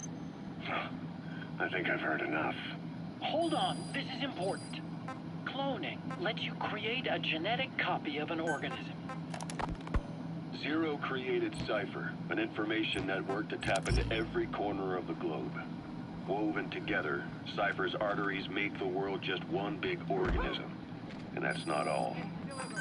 It also monitors the thorn at Zero's side. That's you, tracking your coordinates wherever you might go. The further you strayed from your roots, the larger Zero became. It's as if he was trying to close the gap between you. Subject on board. Leave the rest to us. Public life. Only a few people had direct contact with him. For a time, I was one of them. Then a year after you fell into your coma, he slipped out of sight entirely. Since then, nothing. No photos, no recordings, not even a reliable rumor as to his whereabouts. I tried every Miller told me about what happened in the Caribbean 9 years ago. You do remember Miller. You'd formed a private army with him. An army with no allegiance to a nation. I remember, but... I see. You're not sure what's fact and what's a fantasy caused by the coma. It's still all a mess, huh? All I can do is tell you the facts as they were told to me. I've gone easy on you up until now. This is where the hard stuff begins. 1974, the year before you entered your coma. You were in Colombia, operating with a small unit of men, basically mercenaries. Miller was among them. Miller was trying to find a way to turn his and your talents into a line of work. He was looking to start a business where you would fight on behalf of others around the world, those who needed military. The reality was, at that time, you didn't have enough gear to equip your own men. Then Miller came across this client. It was a huge job he was offering, but you had a shot at pulling it off. You accepted it and headed into Costa Rica. The client even... He's coming too. Roger that. The mother base. That would be your new base of operations. Miller sure did have a head for business. As your mission went on, your unit grew and grew. More weapons, more money. Before you knew it, you were commanding 300 men. As the organization got bigger, your military powers swelled to match. It got so the international community couldn't afford to ignore you.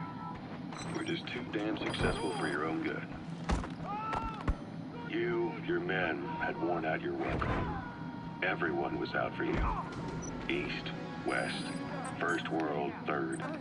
It was Subject on board. Leave the rest to us. And that was XOF. Officially, they're an anti-terror unit under the CIA. You were hospitalized in Dekelia, a British sovereign base area. There it Coming is. too. Roger that. Years ago now. The place was Selenouyarsk in the Soviet Union. We were enemies. I was with the GRU. You were still fighting for America. 1964. Operation Snake Eater. Its objective? The assassination of the legendary soldier known as the You gotta extract him. When you returned home successful, they awarded you the title Big Boss. Your CO, Zero, sought to carry on the boss's will by covertly establishing his own organization. You knew the original members from Operation Snake Eater. From America, there was David O, or as he was to you, Major Zero. Donald Anderson, a.k.a. Sigint, Dr. Clark, who went by paramedic during the operation. And the fourth, you. From China, there was Eva. And me, Ocelot, from the Soviet Union. 6 in total. To us, government notions of friend and foe were meaningless. As were East and West, we joined forces by our will alone. Our objective was to fulfill the boss's dying wish, to make the world one. And to do it, Zero used the philosophy. Our objective was, as were East and West. Subject on board. Leave the rest to us. And me, also. From China, there was Eva. From China, there... And the fourth, Dr. Clark, who went by paramedic during the operation.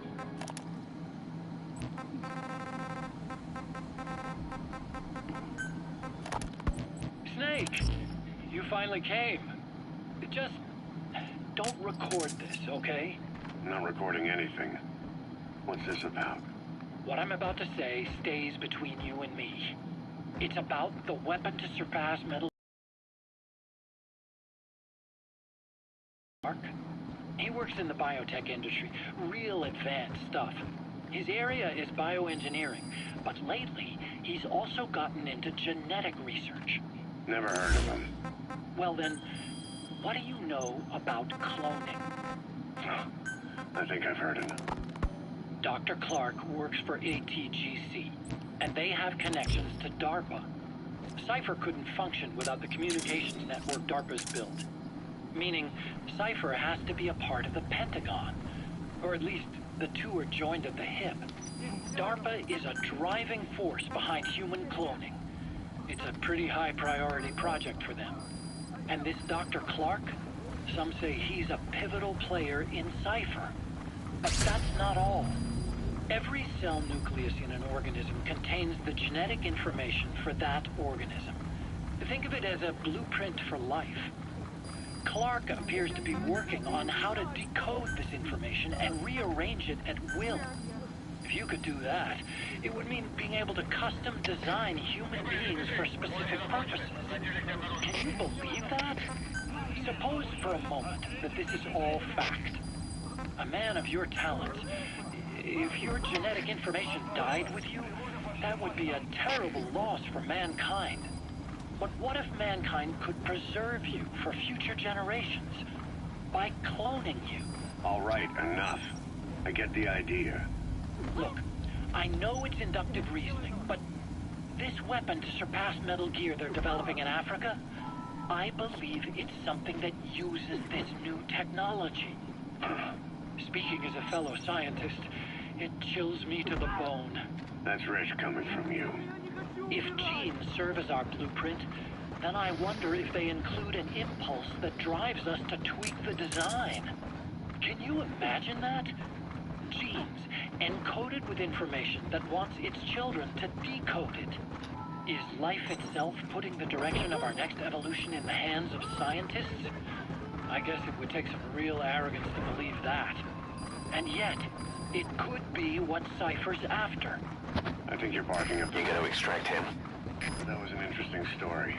It'd make a good movie. You have to believe me. Where'd you hear all this anyway? Where? I just overheard it in bits and pieces while I was forced to do that research for them. Right. Wait a minute. Look, I want to help you. I want to be of service here. I'm risking my life with this. Is that so? Maybe it's time we brought someone else into the conversation. No. Snake.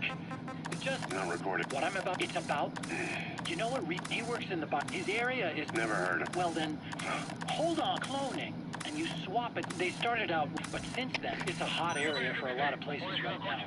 Corporations, universities, research groups. There's no shortage of scientists out to get famous and patent their work, with morality taking a back seat.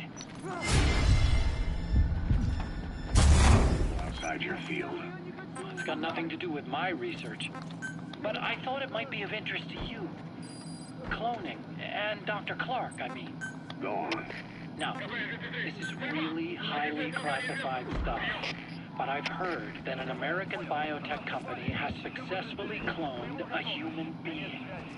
What's more, it happened over 10 years ago, and the researcher behind it was Dr. Clark. You've really never heard of him? I don't meet many doctors. This Dr. Clark is a complete ghost, even to others in his field. His age, where he comes from, that might not be his real name. And I can't even say for sure he's a he. Clark's employer, ATGC, its company motto He's is coming too. Roger that. preserving talent. What does this have to do with me? Cipher. So you see how Mr. Kojima gave us all of the different pieces so that we could put them together? But he gave it to us.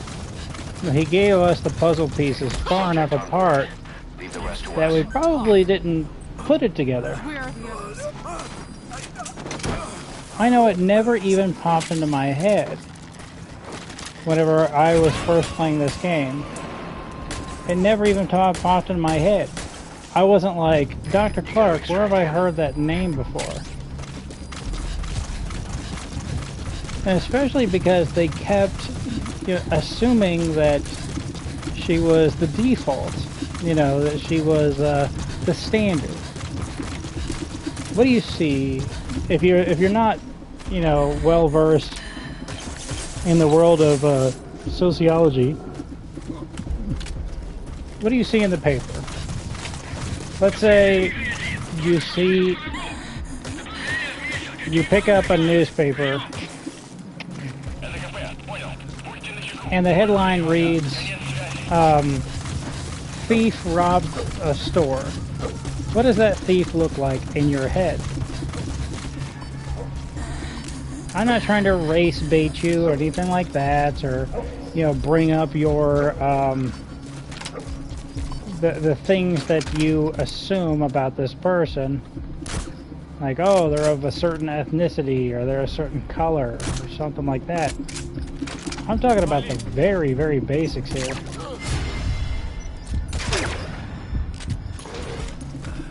Who do you see inside your head? Thief robbed store. Speak. How about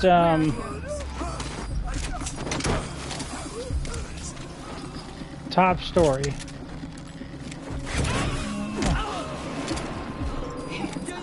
Scientist receives Nobel Prize. Leave the rest to us. Who do you see inside your head whenever you read scientist receives Nobel Prize?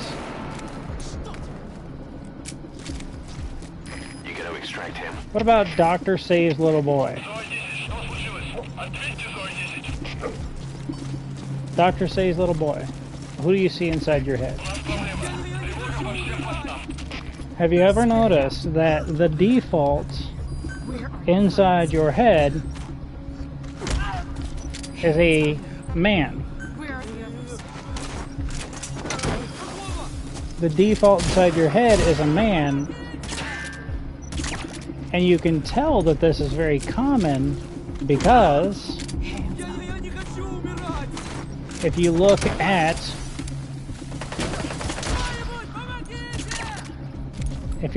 these newspapers and articles and stuff like that, they will tell you if it delineates from this formula.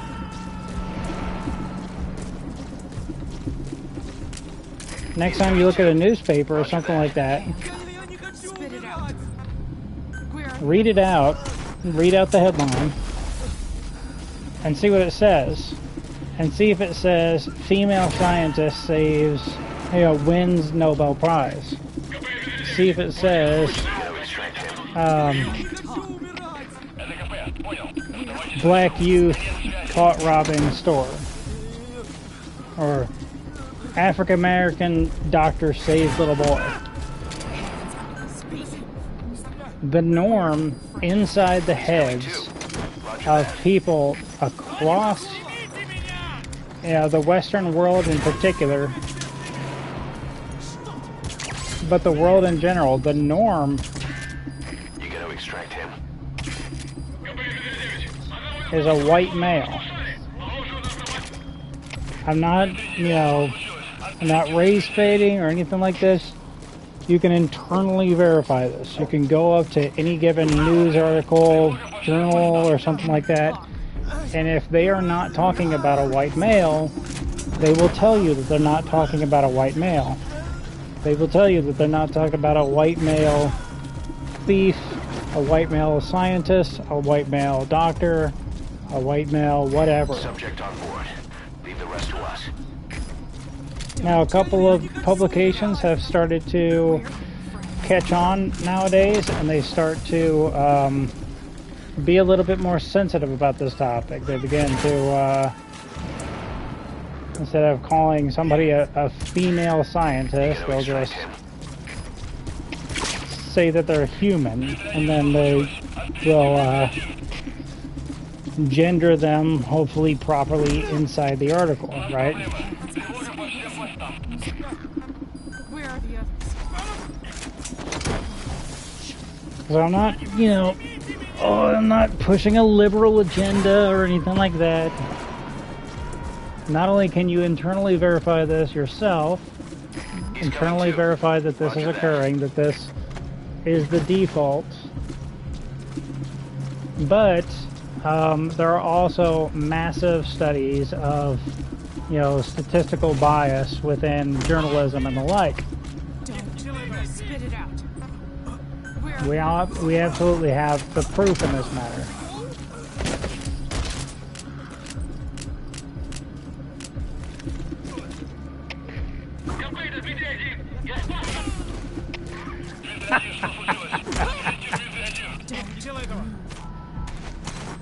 You see why I was so excited to get that decoy? It's a barrel of laughs, that's why.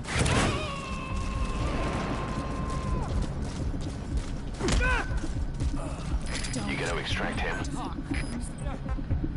Where are the others?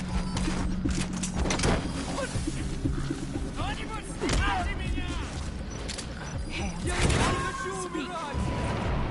Where are your friends? Subject on board. Leave the rest to us.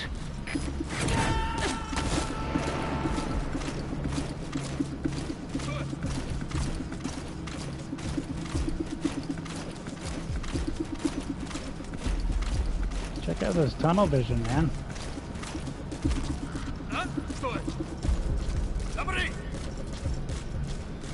Hands up. Get down. Spit it out. Where are your friends?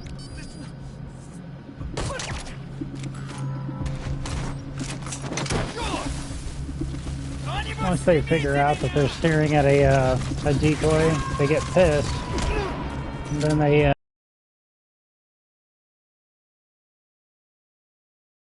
they call in the fact that they've been had.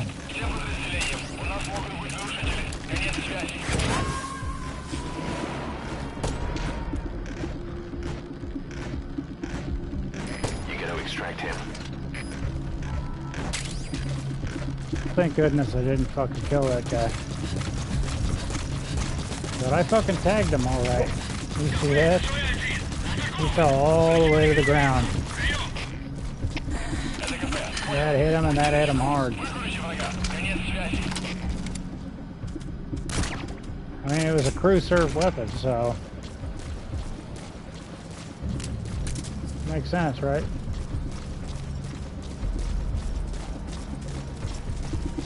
Hands up. Lie down. Talk.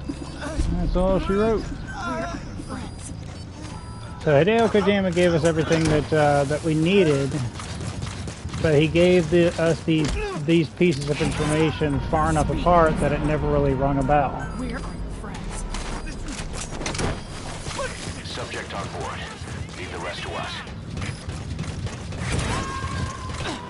So Venom Tank says that, there's Dr. Clark. He says, You gotta extract him. never heard of him. And maybe it's just because everybody keeps calling Dr. Clark a he, but they don't know diddly dick about him.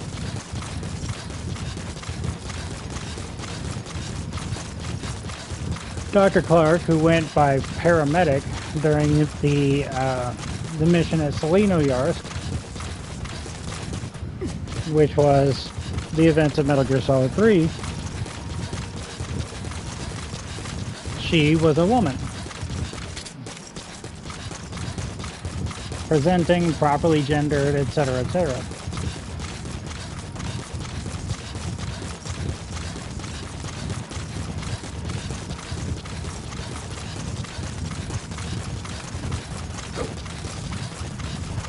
So even if you properly heard in your mind Dr. Clark, that rings a bell,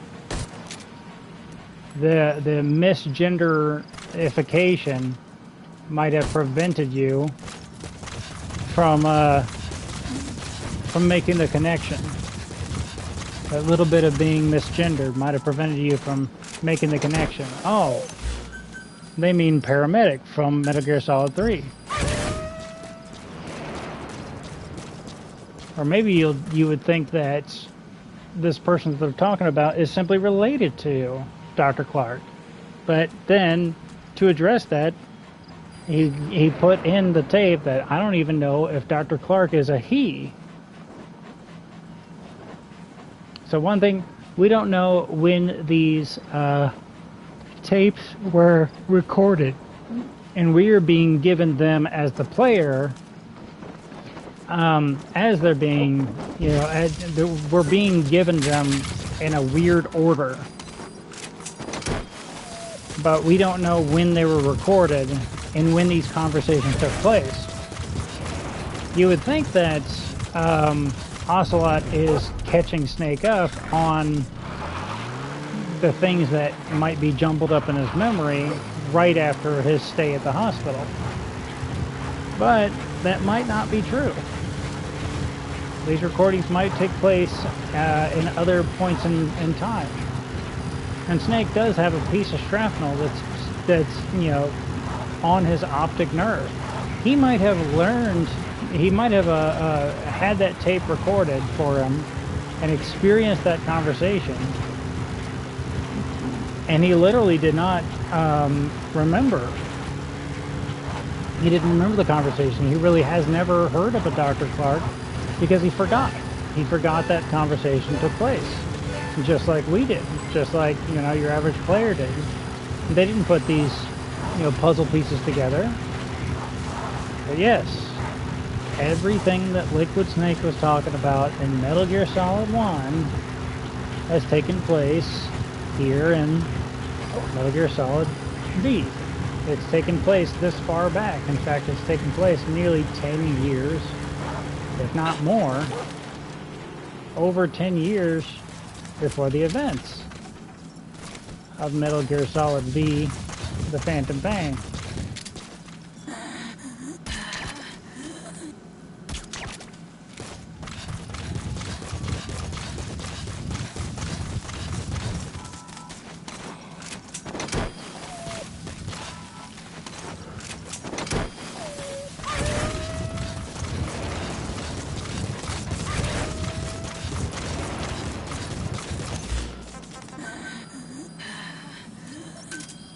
Roger.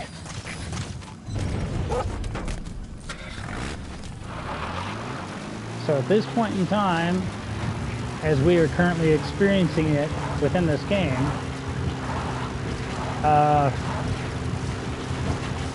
the cloning project resulting in Solid Snake and Liquid Snake, and indeed even the extra secret, top secret Solidus Snake, all of those things, the octuplets, the Super Baby project, all of those things have been, has happened 10 years before the Phantom Pain at a bare minimum, if not more. So Solid Snake and Liquid Snake are 10 years old, 11 years old, 12 years old, maybe even 13 years old. Arriving shortly at LZ. That whole cloning project, it involves DNA, and DNA can be as simple as spit. Just like whenever you take a DNA test. So if they literally cloned Big Boss out of his spit, you know, then they could have done it without his permission. They could have picked up a can of soda after he was done drinking a soda. Just taken the spit from the side of the can and then made, you know, 8 fucking kids out of it. Killed off 6. Had a 9th kid, Solidus. All with the Super Baby Project and the this cloning nonsense that they did. All involving Eva as the surrogate mother, having these cloned children. A Big Boss.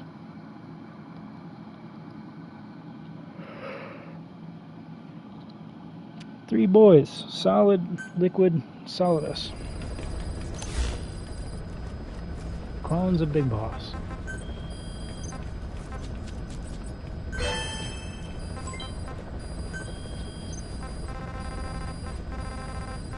No more, huh?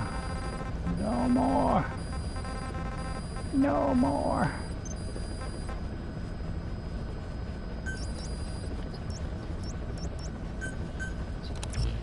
Wonderful. Wunderbar.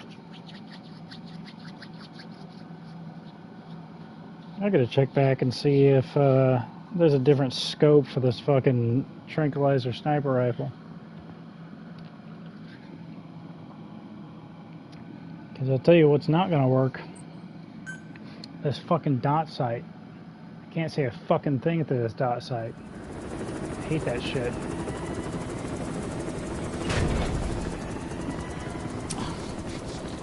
Here's where Code Talker gives us a little warning about Miller.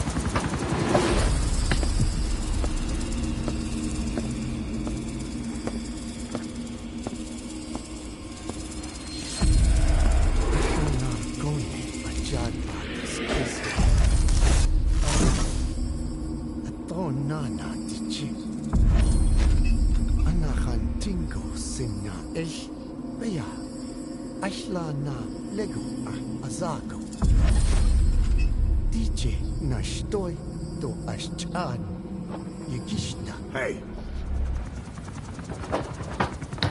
Eyes on Kazuhira. A message from the parasites.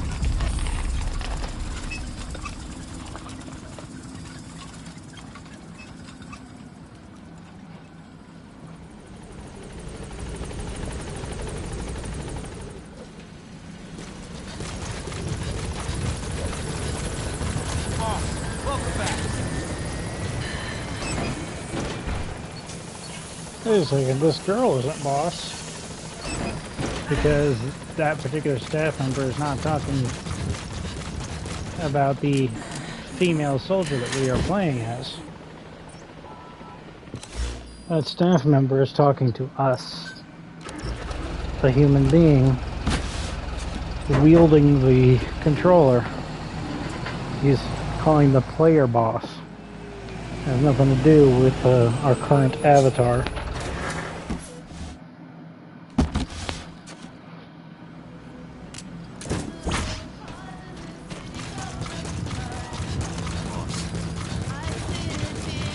Provide me a song.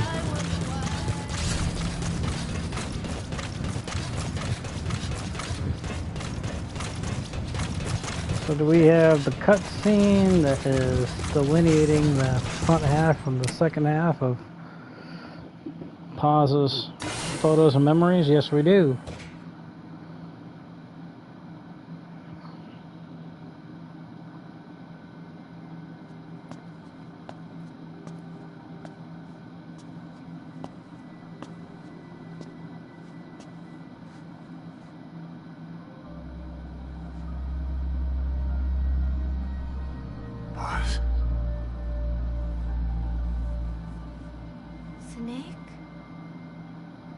She's been acting differently lately.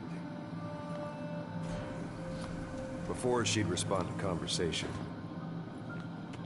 Just as long as it didn't conflict with her timeline. But now, nothing gets a reaction from her. What happened? No idea. Well, Miller did go and tell her that Skullface is dead. If anyone should want revenge against him, it would be her. But it's not exactly like an angel of peace to cheer for someone's death. Now is it? There. Take a look at this, too.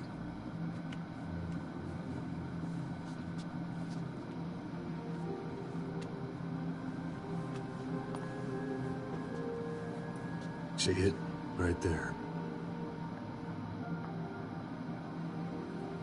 The wound is open. Yeah. It was all closed up, and then it went back to this. But why?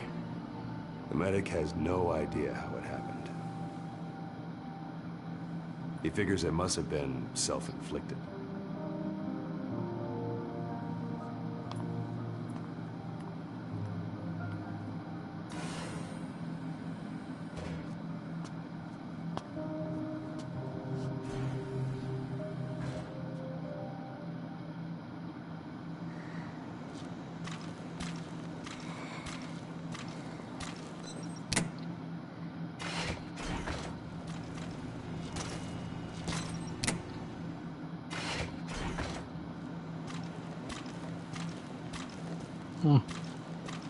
I have to come back later.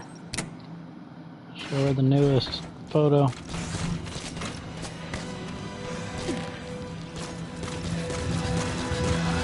Jamming out to the vibe music song.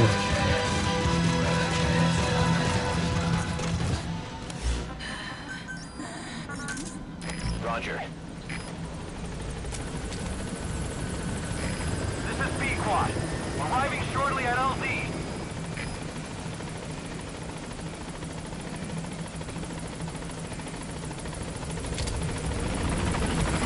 This is B-Quad. On station at LZ.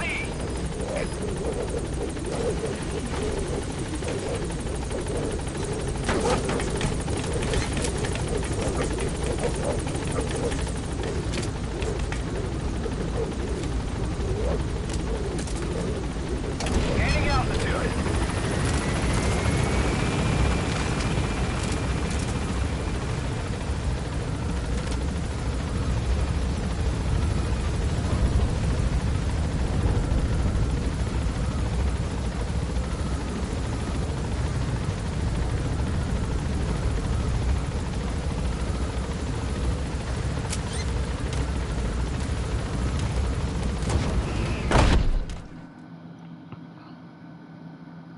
But you know how,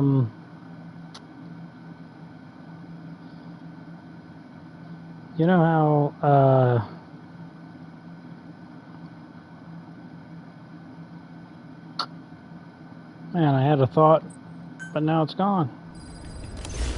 It is absolutely just gone.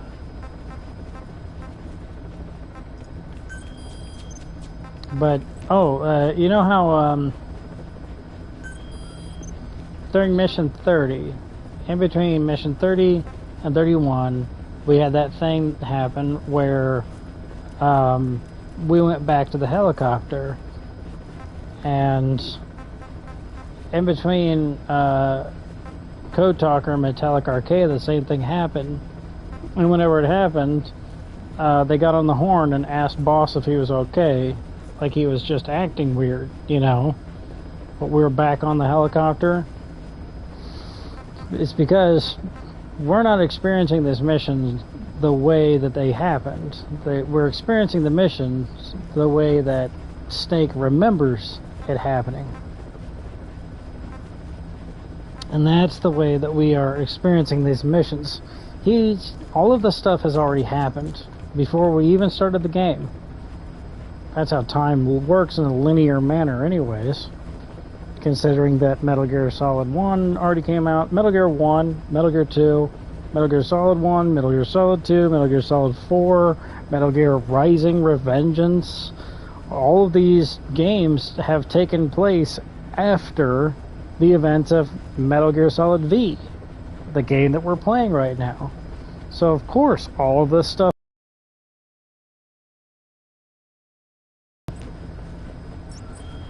Let me check on that fucking customize though.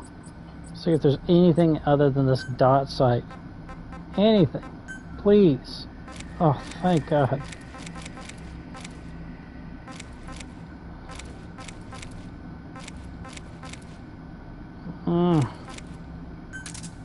Rangefinder. Thank God. Okay. So, whenever Snake says, you know, Dr. Clark, never heard of him. You know, it could also be because we don't know the order that we are being given these recordings. We don't know when these conversations happened. We don't know any of this shit. We are kind of in the dark about all this crap.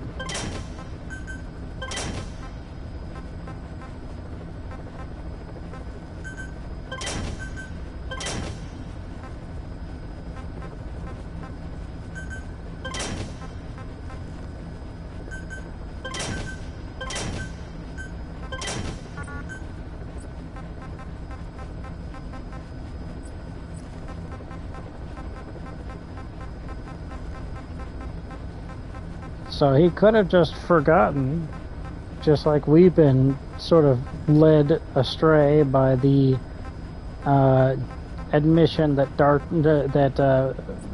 powers that be here do not know the gender of Dr. Clark. Nobody seems to have ever even met them except for Snake during the events of Metal Gear Solid 3. So it could be that he forgot about the conversation. It could be that he doesn't remember Dr. Clark as being called Dr. Clark, and that information goes in one ear and out the other, just like it does to most, you know, players. Like all of that stuff, all of it could be possible. All of it could be a factor. All of it.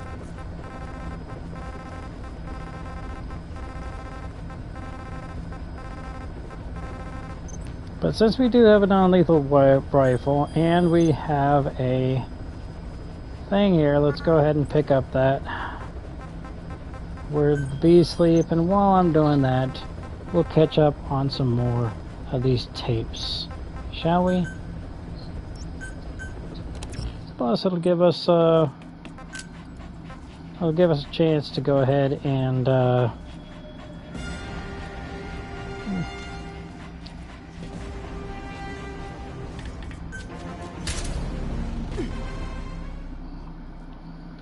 do things the proper way, where I take out everybody at the final outpost and then fight off the skulls, and then once I fight off the skulls and whatnot, then I can finally pick them all up, and they'll all have an additional thingamajig,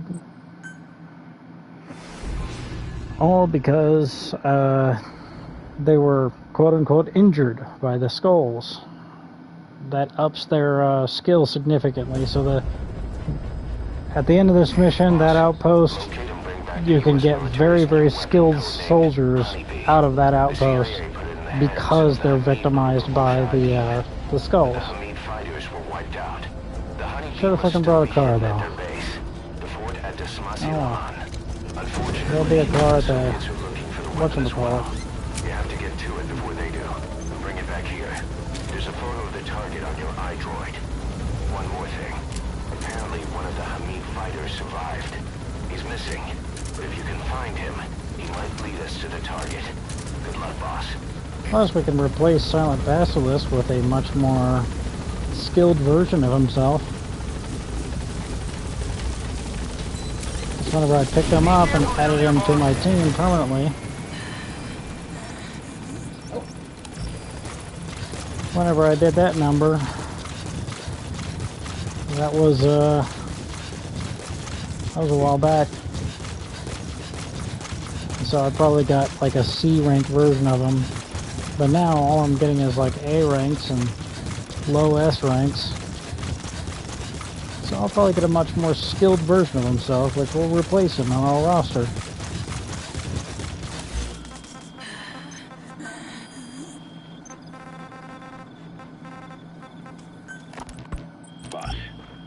have the report on that cargo we stole from Cypher's truck. The PF was transporting two things.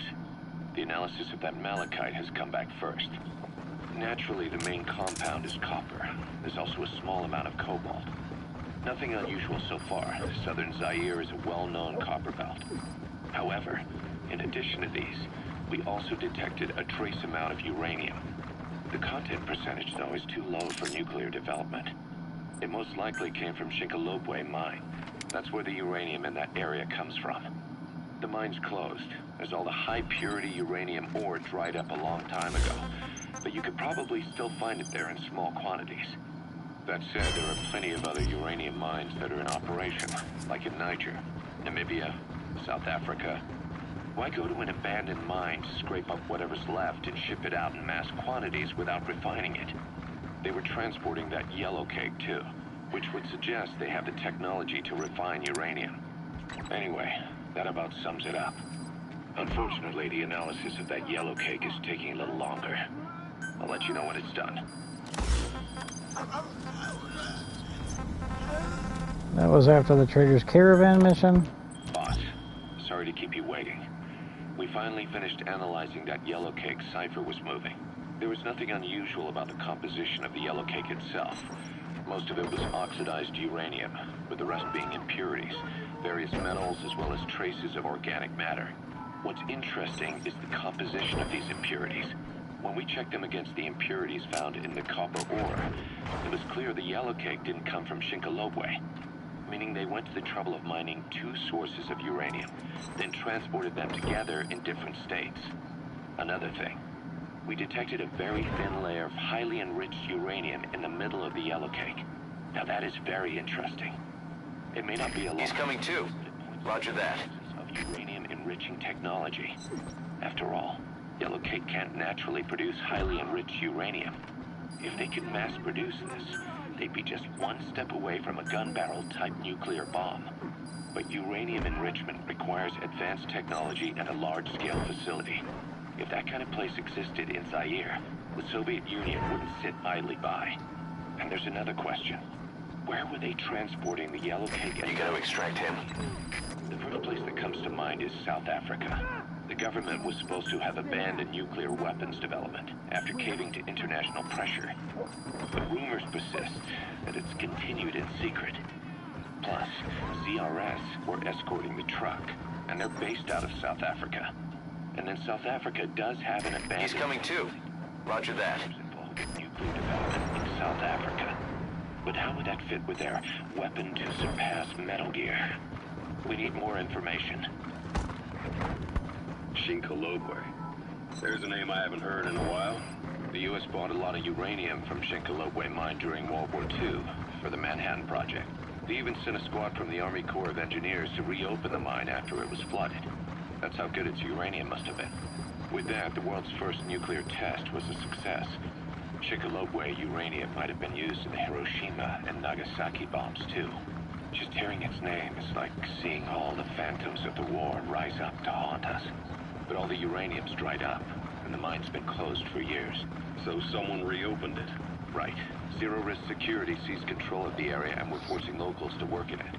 And the Zairean government was getting a slice of what they took in exchange for looking the other way. Mobutu has to finance his tastes somehow. He'll gladly sell the rights to some old mine. The question is, why would zero-risk security do this kind of thing? Or rather, why were their employers, Cypher, interested in an abandoned mine? They'd be getting trace amounts of uranium, and to the naked eye it appears to be ordinary malachite. Meaning security would be lax. Not a very efficient way of obtaining it, but easier to move. But how would they enrich it at its destination? Did the yellow cake really have a layer of highly enriched uranium in it? Having trouble believing it? No. If they say it's real, then it's real. In which case, they might have some enrichment method that we don't know about. And this was to test it out. It's possible. And that would mean it's almost complete. A Soviet relay base. Think there's something in there that could lead us to the honeybee? Ever since the attack on your unit 9 years ago, the name Big Boss has become known the world over. What do you mean? Those of your men who survived traveled far and wide. They fought throughout the world. In fact, they're part of the reason we have all these PFs now. Every one of them suffered their own phantom pain from losing you. Talking about you wherever they went helped to heal their wounds. Your actions and words, your legend, has been told on every battlefield they've set foot on. Obviously, as the tales have spread, the truth's been distorted and painted over. Big Boss sacrificed himself to show us the threat that Cypher poses. He sounded a warning, so it goes. A warning? Too much power destroys the hands that hold it. Apparently, you chose to be a living example of that. I never said any of that. The moment any truth is passed on, it starts turning into fiction. The problem is, fiction inspires people more than facts. To the world, you're now the legendary mercenary Big Boss. The lessons you've taught the PFs are the reason they're so widespread. They're the reason they've survived. And you know what they all aspire to? To one day go nuclear, just like you did. And stand up to Cypher. Of all the stupid things you could do, they'll never understand what you really wanted. Heroes are misunderstood. It takes a man of the same caliber to understand what drives them. Bottom line is, these guys want to be like their hero, Big Boss. And deep down, they all have their eyes on nuclear weapons. They say that a nuke is the only means of standing against Cypher. These days, it's becoming little more than a slogan to rally the troops and survive in a cutthroat business.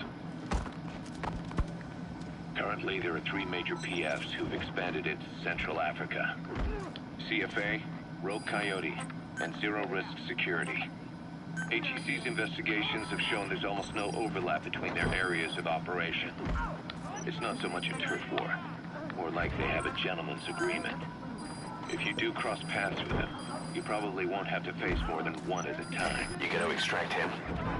Don't expect to walk in the park. The CFA, Contract Forces of Africa. These guys are a major player. Their head office is in Pretoria, South Africa. That's also where the Subject on board. Leave the rest to us. The two are closely connected. An HEC investigation revealed that most of the CFA's operators are with neighboring regimes for years. That means constant action. And we know better than anyone that's the best kind of training. A company drawing its recruits from hardened military vets. You can bet they know how to handle themselves. Do not underestimate them. Within the CFA is a company of soldiers made up mainly of locally hired operators. They speak Afrikaans to communicate with personnel from the CFA. But if you notice any speaking the local language, that's them.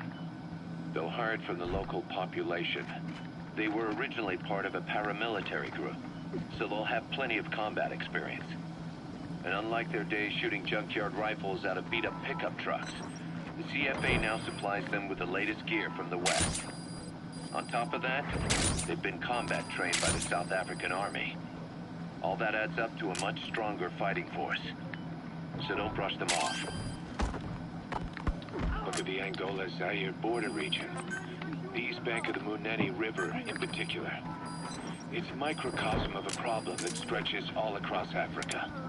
There's a civil war going on in Angola, fought between the government MPLA and the Western-backed UNITA. Zaire You gotta extract him. leadership under President Mobutu. But numerous uprisings have broken out in its remote regions. With all the trouble elsewhere keeping their hands full, neither government has control over their side of the border. They depend on militias and PFs, as do the rebels. Government forces, guerrillas, militants, groups of all shapes and sizes hawk whatever resources they can to hire PFs. Conflict brings PFs. PFs expand the war zone, and more conflicts erupt in a continuous chain reaction. Sounds like our kind of work. Mother Base could grow by leaps and bounds. Remember what I said in our last broadcast. Whenever it comes to the possibility of revenge, of capital R revenge. If I got revenge on my ex-wife for, you know, putting me in intensive care and nearly killing me, you know, Spit it out. if I went ahead and I, tried to make sure that she experienced what she put me through, I would have to, like, have somebody seduce her and all this other kind of stuff. I'd have to, like, it would take ages just to discover the talent required to do all this kind of shit. And then I would have to work for absolutely ages in order to get enough money to hire this person. And at the end of that entire process, what would I have? I would have fuck all. There would be nothing. There would be no benefit. I would have a lot less hours in my life before I die, because I'd spent all of that time working those hours to hire this special magical person who's able to make sure that she experienced all the things that she put me through and all that kind of stuff.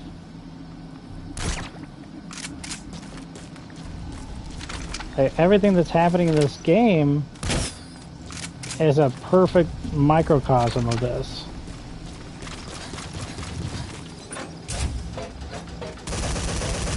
Look how much we went through in order to get quote-unquote revenge on Skullface. Whenever Skullface is one of the terrifying creatures that had nothing to lose in the first place. Can't remember what the hell the old saying was. It's like, there's nothing more that, nothing in this world more to fear. There's nothing that is a greater threat than a man with nothing to lose. And Skullface is a man with nothing to lose. Before he even got up and running, before he was even an adult and able to become a soldier, before any of that happened, he already had all of his skin burnt off.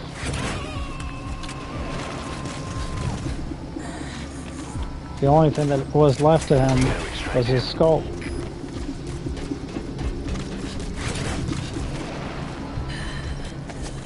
All chances of normal relationships, all chances of possibility of a wife and kids and normal life, all of that, according to his own perception, had been taken away from him before he even got started in life.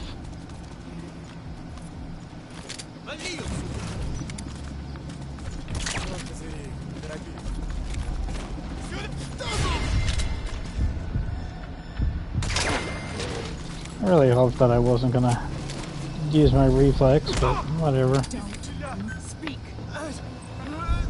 This particular mission is very forgiving about its S-rank status. Give that shit out to anybody.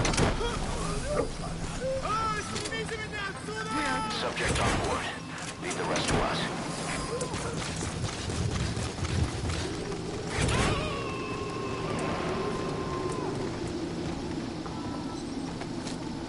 He's coming too. Roger that. But as I said, you know, if I went through the trouble of doing all of that, not only would I not be anywhere, not only will I have gone nowhere in my life and have wasted entirely too much time attempting to get revenge, You gotta extract him. but also on top of everything else, there would be, you know, I would be kicking a hornet's nest for no other reason than this whole revenge nonsense. We're talking about a person that already thought that it was okay to kill her husband.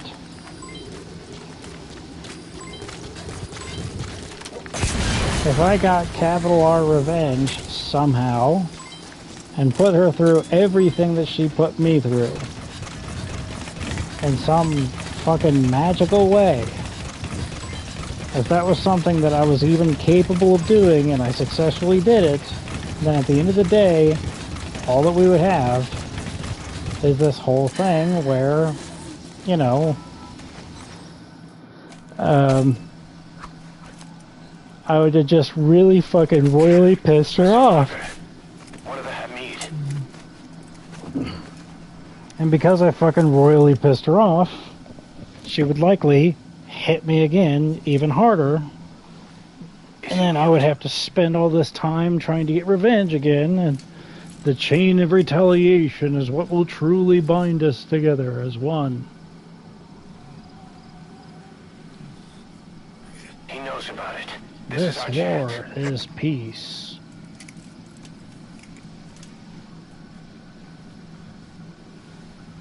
It's in that rock wall. Okay. I just hate how fucking stupid this looks, because he always points towards where the damn thing is. Know the location of the target.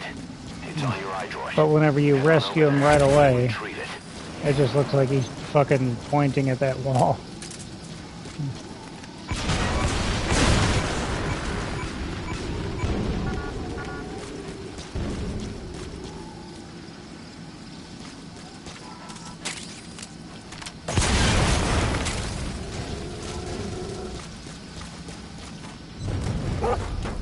But he points it out on the map. You know, off screen.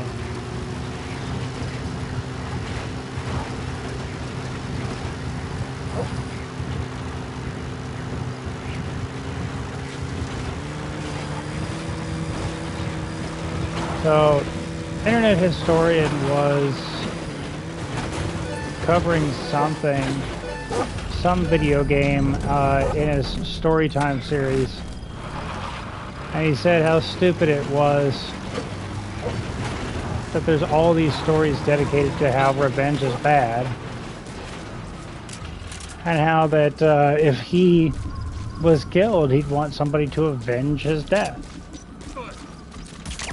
But as you've seen, violence begets violence, and Don't talk. Where are your friends?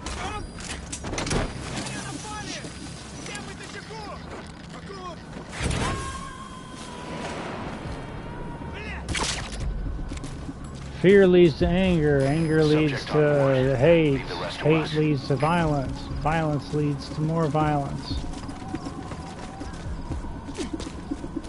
I was going to try to sneak up on him, and I remembered that I'm in the middle of a mission, and I get more points from headshots. Spit it out. Where are your friends? You can't knock somebody out, and then while they're on the ground, hit them with a headshot real quick to get both sets of points. No. Once you've incapacitated somebody in some way, shape, or form, then you got to deal with whatever form that you chose.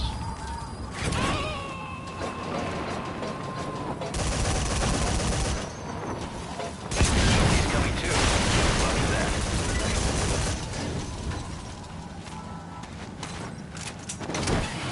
I never watched Star Wars growing up or anything like that.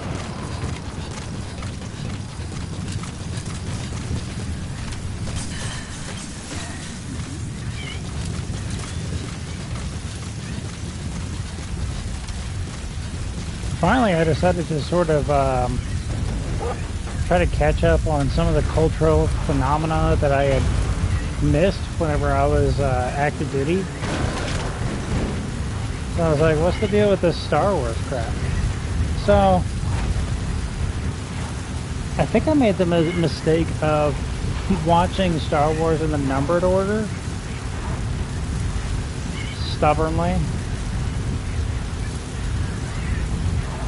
And so that wasn't fun. Apparently it's very deep whenever you get into all the politics and whatnot that comes on in the prequels, episodes 1, 2, and 3. Apparently it's actually pretty neato. you know, how deep everything is, and this political blah blah, and what George Lucas was trying to say, how ineffectual all of the diplomatic relations were, and all the different intergalactic races. So it's actually pretty deep. It's just it's nothing like, you know, the very personal stories that that the originals were based off of. You gotta extract These him. personal, relatable stories. Luke, Leia, That's an enemy Han, gunship. The single burst from a Chewie. machine gun can cut a man in half. Tread carefully, boss. These were very personal stories.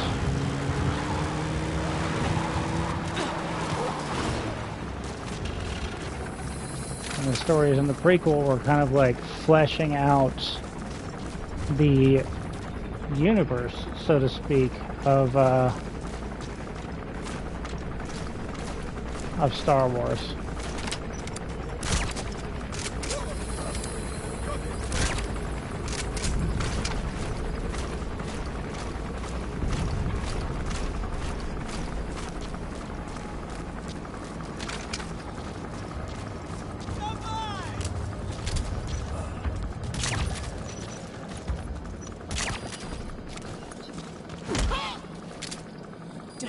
Don't speak.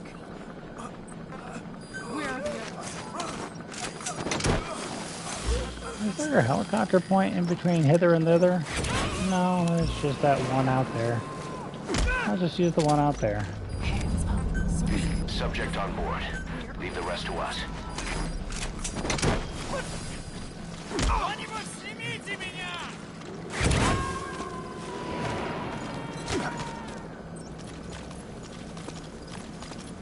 He's coming too. Roger that. Don't move. Get down. Spit it out. Where? Did all of that just to get him out from underneath this tent.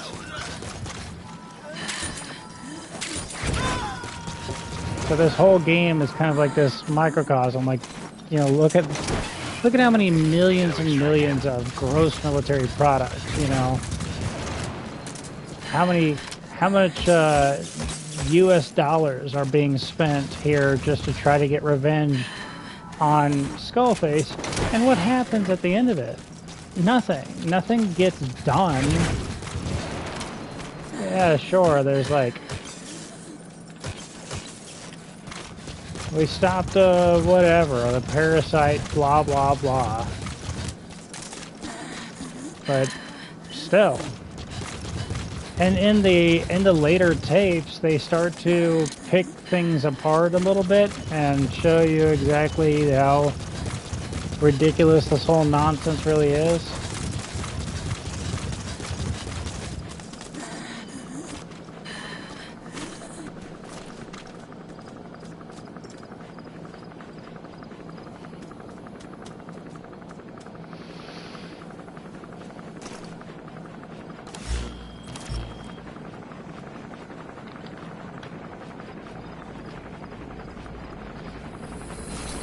They tell you that Sahelanthropus itself. They tell you that, but after Mission 12, Sahelanthropus by itself is not enough to cause an RMA, which, as I said before, is kind of a fictional thing that's never really happened in real life, but it's a real acronym. It's a sort of total reconstruction. It's a total restructuring of a governmental regime, pretty much.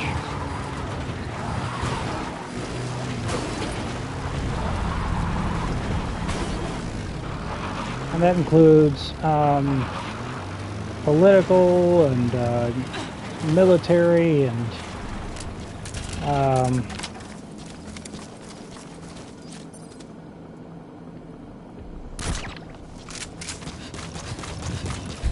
political, military, you know, the cops, everything else.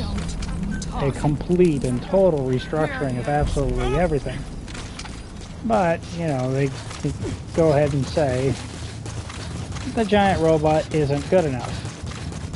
Also, the entire idea behind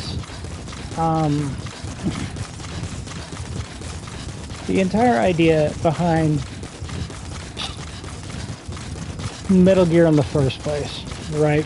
It is the gear that... Why am I fucking leaving the car? Look at me. Look at what I do to myself. Look at what I'm doing to you.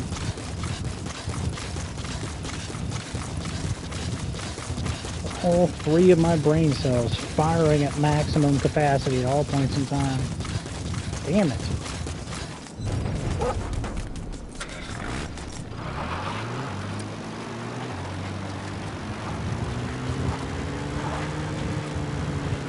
Trundle through the wilderness on foot. Yes. No fucking reason.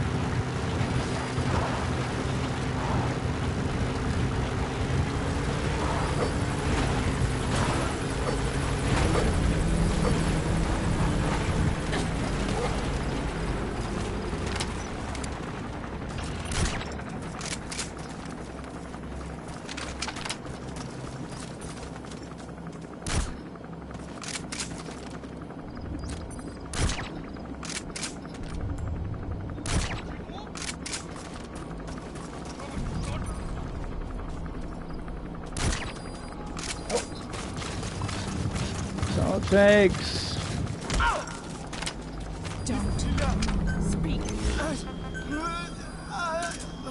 Roger. Where are the others?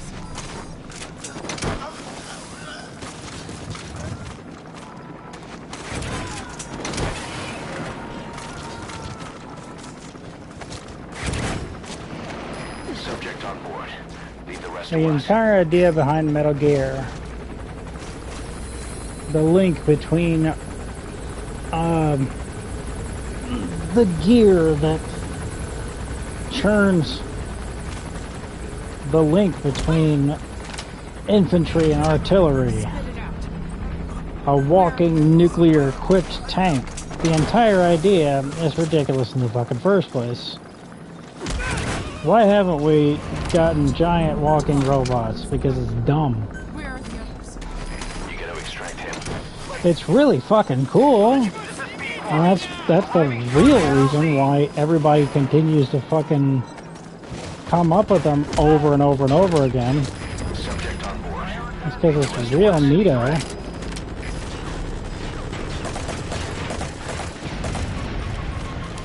That's all she wrote.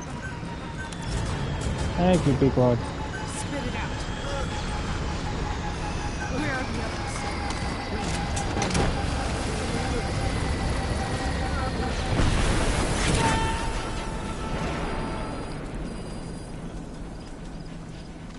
He's coming too. Roger that.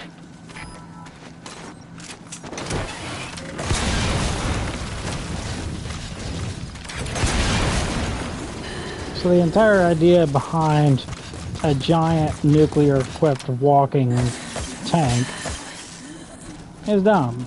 It's fucking dumb. But a giant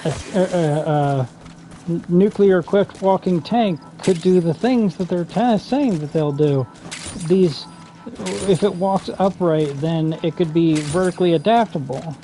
After all, isn't the reason why we can't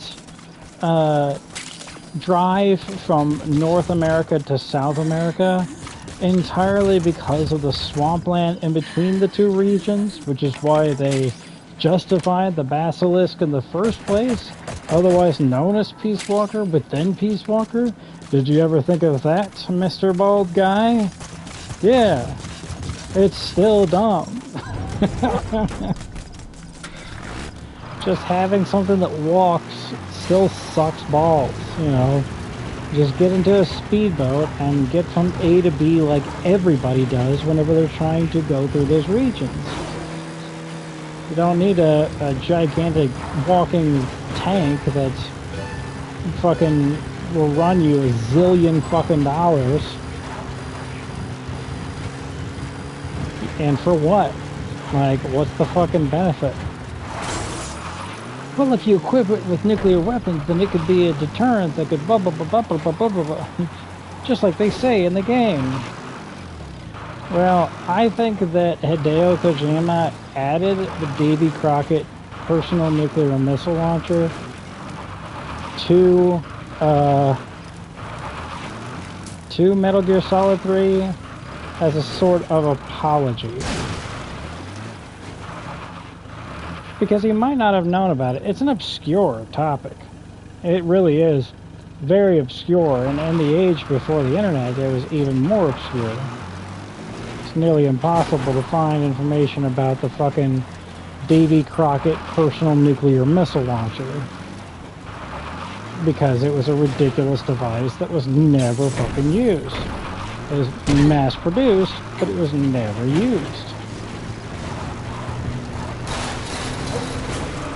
So whenever Hideo Kojima was first making a Metal Gear game,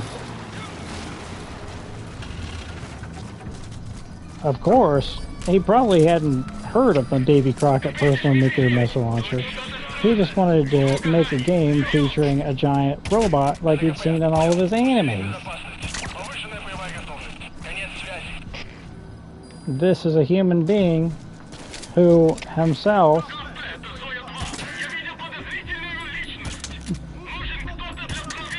says that he is 80% movies by volume. What you doing, kitty cat, huh?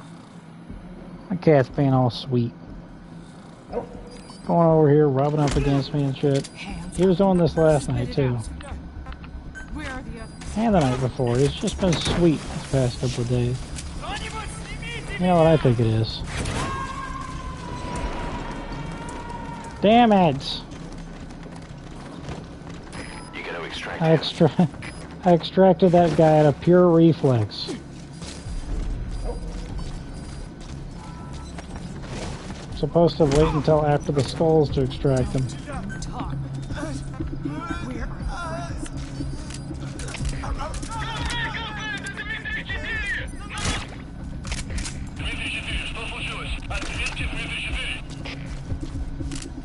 Dimitri 3. Shush.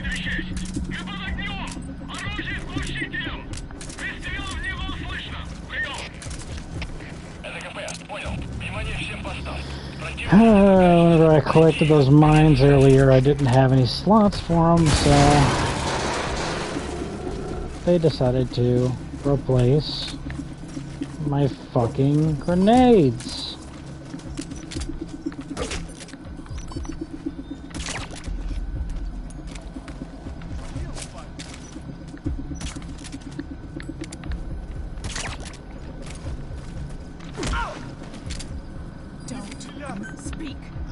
Send me more soldiers. Feed me more soldiers.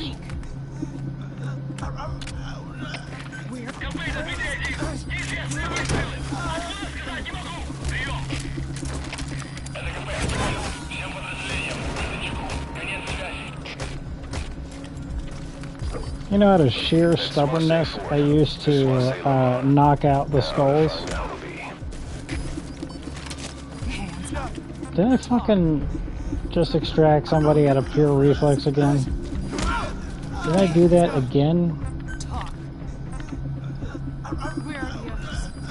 I don't even know. It's like forgetting the drive to work. I do this shit so often. I immediately forget these things. Roll back the footage.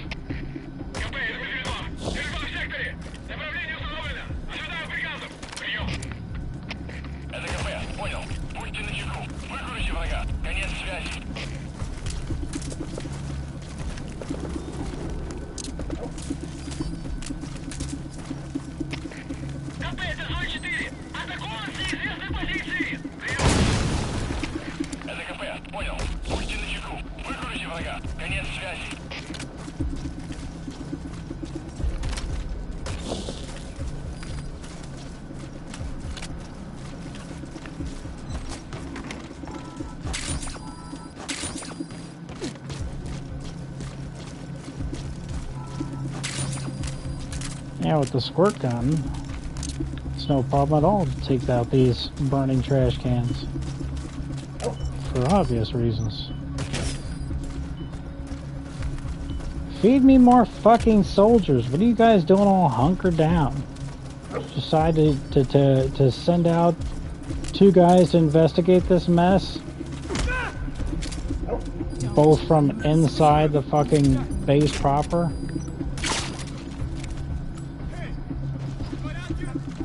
Where are your friends?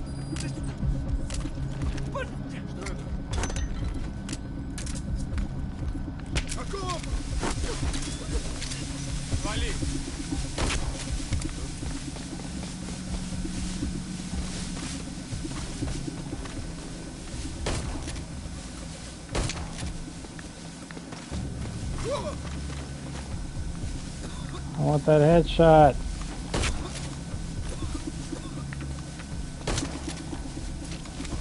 You fucking bastard. Where are the others? Almost fucking did it again. But I think that he put the Davy Crockett personal nuclear missile launcher as a sort of admission of guilt. The Davy Crockett personal nuclear missile launcher is exactly what it sounds like. It was a personal nuclear missile launcher. It was still a crew-served weapon. It was designed to be used by a 3-man team, believe it or not. And the actual story behind the Cuban Missile Crisis is that I believe we had set up a shitload of Davy Crockett personal nuclear missile launchers on the border of Russia, facing inside into Russia proper.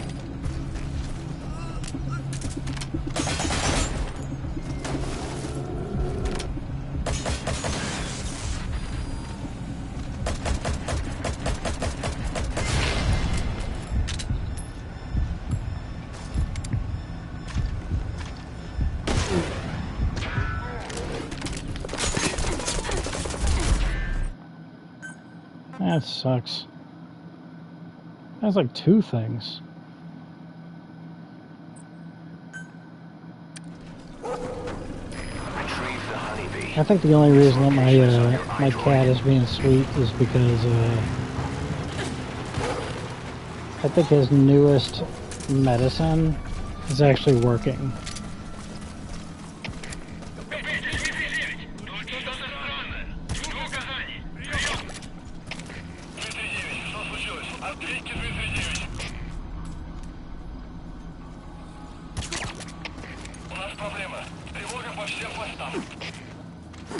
I think my cat's flea and tick medicine is working. And he's grateful. That's why he's been so sweet. Normally, damn it! I did it again. It's a reflex, I tell you.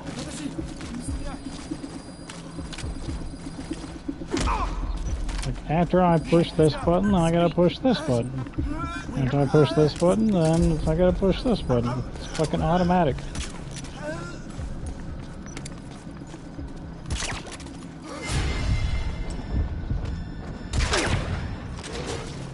It's a reflex, man. Gotta fight my own instincts. Where are your friends? Don't move. Spit it out. Where are the others?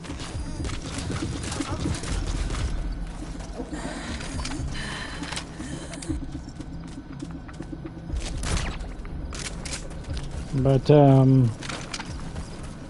That's Smasse Fort. To Smasse Lamont. Now to find the honeybee. the real story behind the Cuban Missile Crisis, if I remember it correctly, is that the United States government had set up a shitload of these Davy Crockett personal nuclear missile launchers along the border of Russia. And so the deal was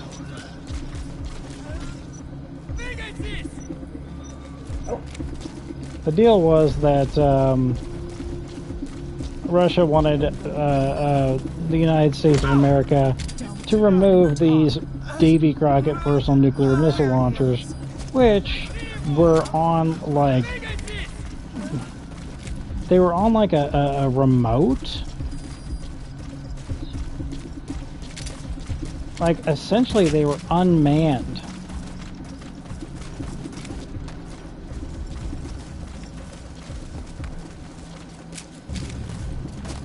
So they were on this like remote like trigger type of situation.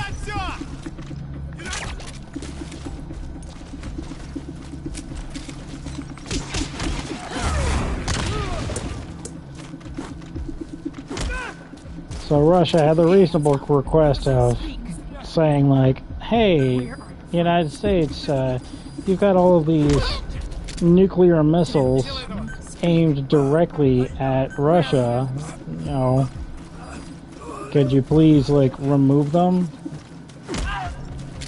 And the United States president was just like, no.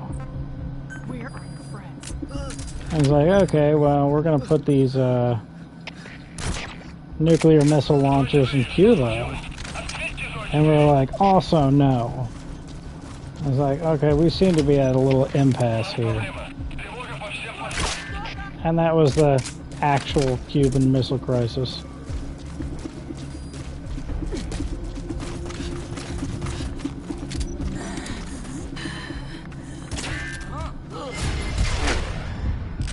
And apparently our president eventually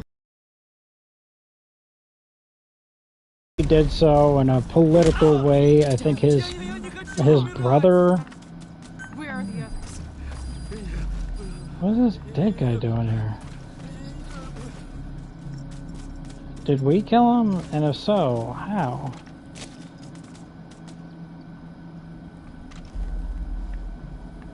Did the helicopter crash into him? He kind of veered way off course.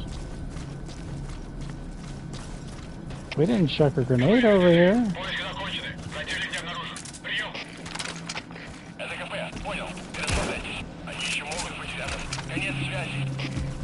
There we go. The suspicious music is back.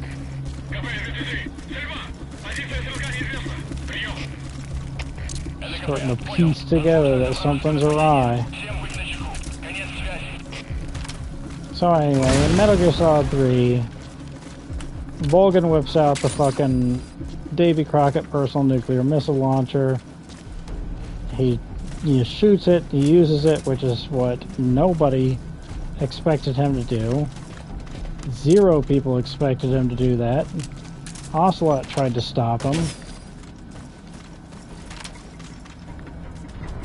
And he says the words, "Remember the Alamo." Why does he say the words, "Remember the Alamo"? Because it's called the Davy Crockett personal nuclear missile launcher. So he's making a reference to Davy Crockett himself, who I believe was present in the Alamo. I know the real story of the Alamo, not the fight into the last man story that they like to tell the school children or whatever. I know the real story, that it was kind of a fucking shit show and there wasn't actually this last stand sort of thing happening. It's a fucking fairy tale, it's a pile of shit.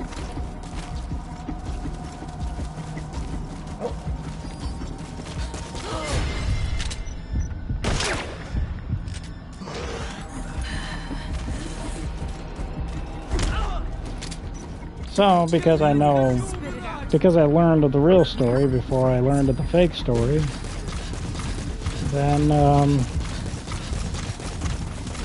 I never really committed the fake story to memory.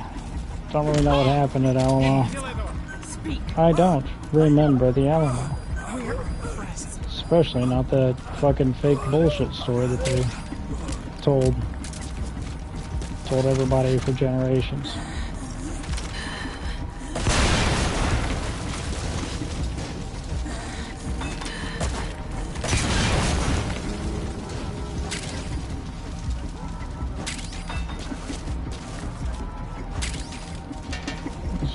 freedom isn't free. Well, there's a hefty fucking fee. If you don't throw in your buckle 5, it will.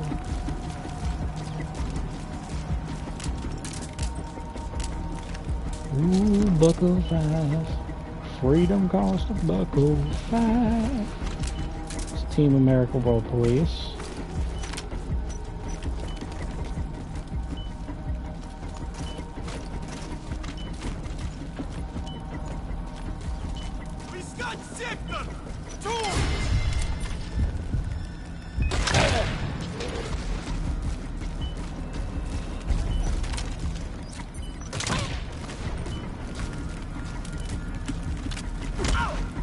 It's the country sounding song that plays in the bar scene.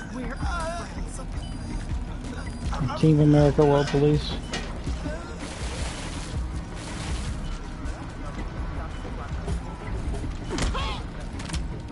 Don't speak. We're friends.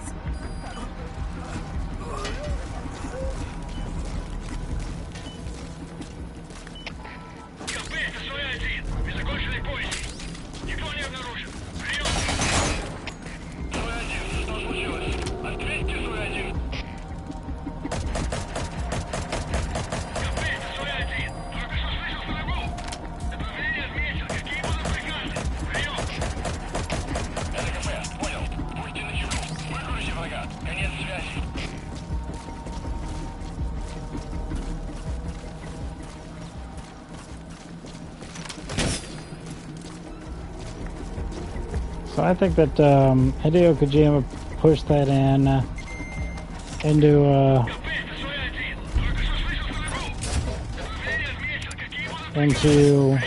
Metal Gear Solid 3 as a sort of admission of guilt.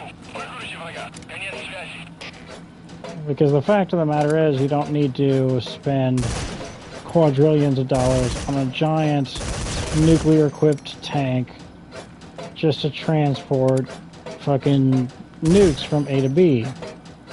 You can literally give it to a human, and he can just carry it there.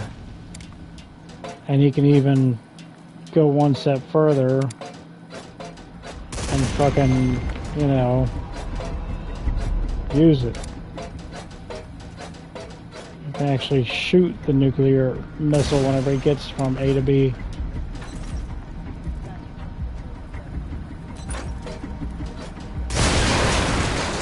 Everybody's like, well, the Davy Crockett personal nuclear missile launcher was never put into use because the user could not escape the blast radius and thus would not survive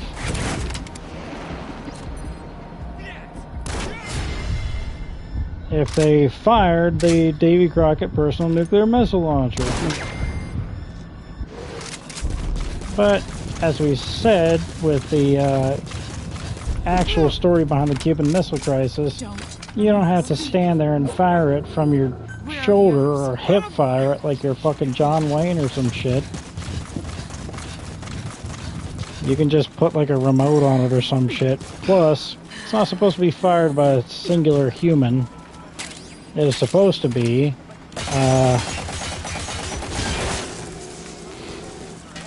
a crew-served weapon that is fired much like artillery and a three-man team. So the usage case that we saw within Metal Gear Solid 3 doesn't really, you know, look anything like reality.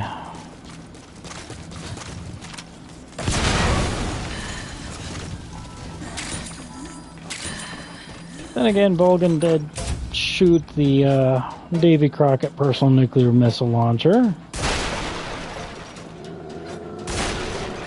from the safety of a helicopter, and that does change things a little bit. Remember the fact that the largest nuclear bomb to ever be constructed was the Tsar Bomba, the very famous Tsar Bomba, which was properly tested as part of its, you know, regular nuclear combat tests. But the Sarabamba's original structure was designed to be so large that if they would have built it to scale, then there's no way that the plane that dropped the Sarabamba would escape the blast radius. It would be fatal to the pilot. That's the story that I read, at least, about it. Don't know how true it is, especially given the whole, you know, Davy Crockett personal nuclear missile launchers all lined up on the border to Russia thing. It's supposed to be a fucking... Okay, there it is. It's supposed to be a damn bullet refill around here someplace, and I don't see it.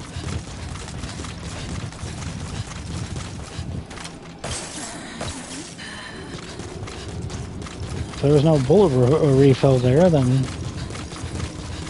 I was going to have to go around and collect ammunition off the ground like an animal, like a scavenger.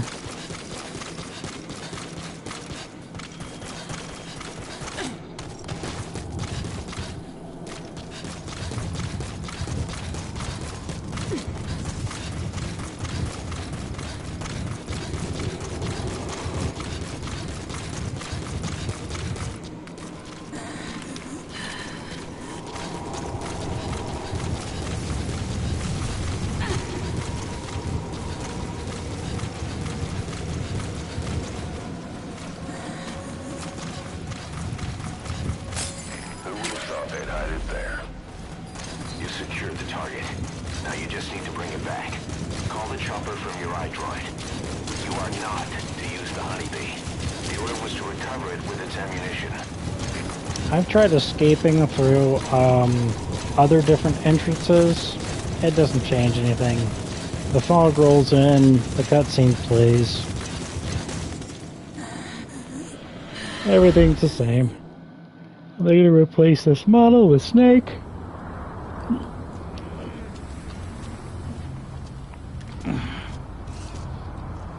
What's going on, kitty cat, huh? Sitting here being sweet. Sitting here being sweet. Haven't found a tick on you in ages. It's been days, kitty cat.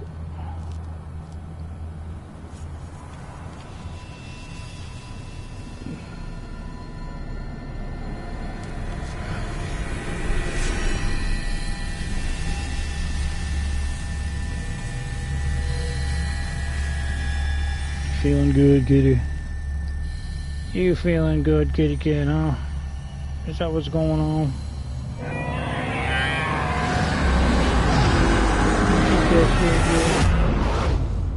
That's why you're being so sweet, huh, kitty?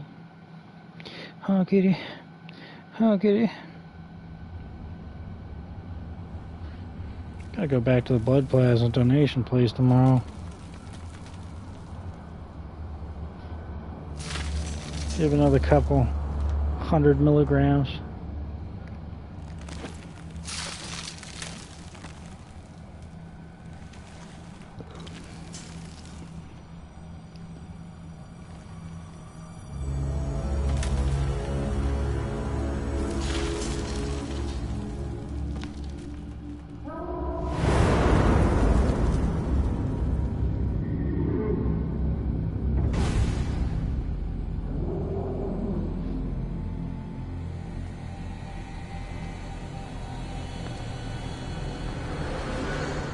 You look well rested, big boss.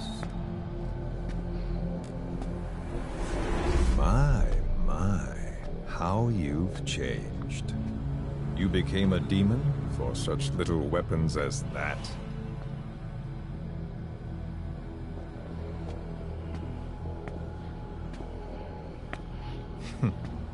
Well, I'm sure you'll see the bigger picture eventually. If you get out of here alive.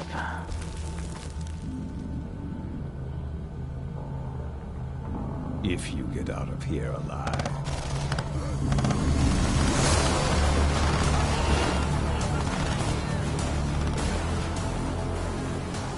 Rest in peace this time. I'll see you in hell. Boss.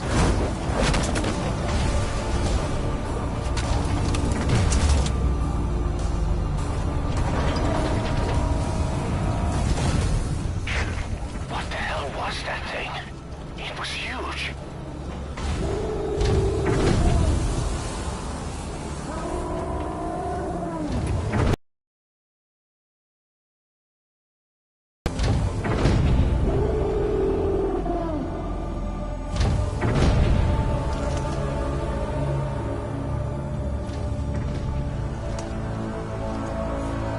My pretty kitty, my hands are made.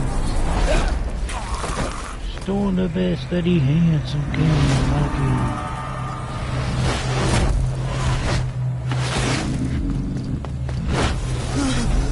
my pretty kitty, my angel boy, the best kitty in the whole wide world. I'll get you.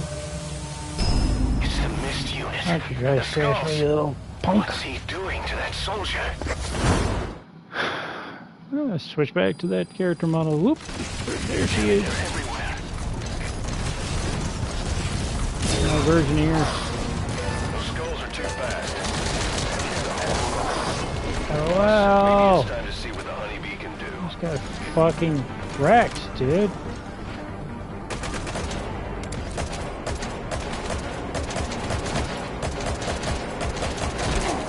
Get shit on, dude.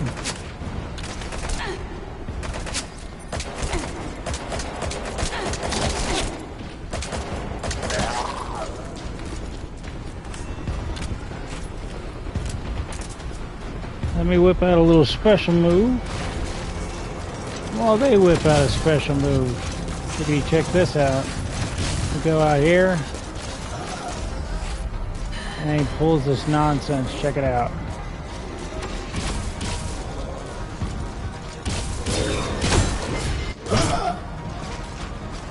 Well, he's not doing it right now, but...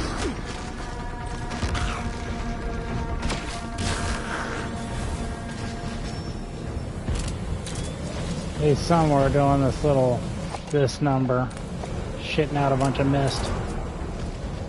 And then after he does it, he fucking teleports all these soldiers in my general direction.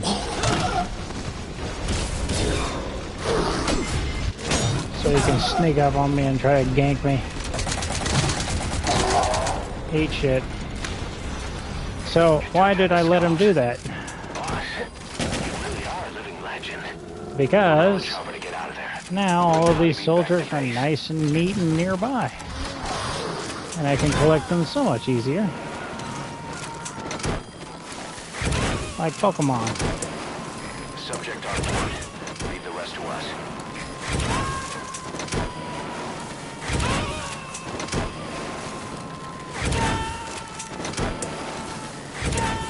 He's coming too. Roger that. You know, if you hold B whenever you're whenever you hit a Pokemon with a Pokemon ball in any of the Pokemon games, any of them, it doesn't do anything. It doesn't modify your chance of success in any way, shape, or form. I just learned that the other day. I thought that it did something. Like holding B, tapping B, using exclusively your left pinky finger, waving the handheld device up in the air in small concentric clockwise circles.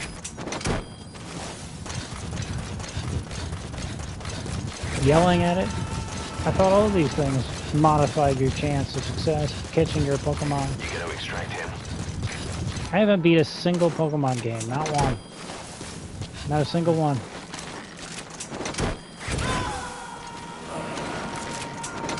I had red or blue. I think I seem to remember having blue. Whenever I was a kid on the Game Boy, the original Game Boy, it ran on 700 AAA batteries. See how all of these names are popping up in the lower left-hand corner of the screen saying that they've been awarded the Service Cross? Like I said, that's what happens. If they've been injured in some way, shape, or form, then they get a Service Cross, which severely boosts their skills. And the game considers it an injury whenever you've been turned into a zombie by the skulls for any length of time.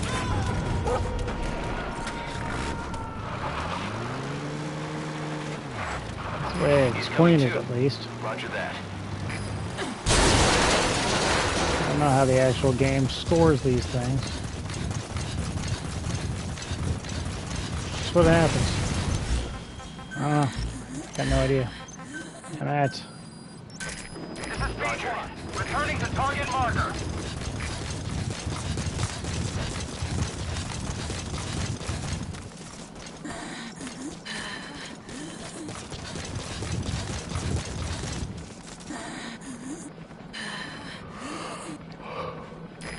This is B-Quad. Arriving shortly at LZ.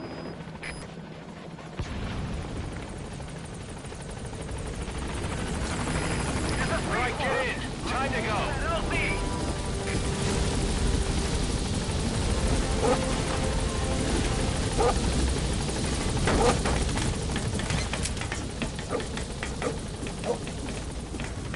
Gaining altitude.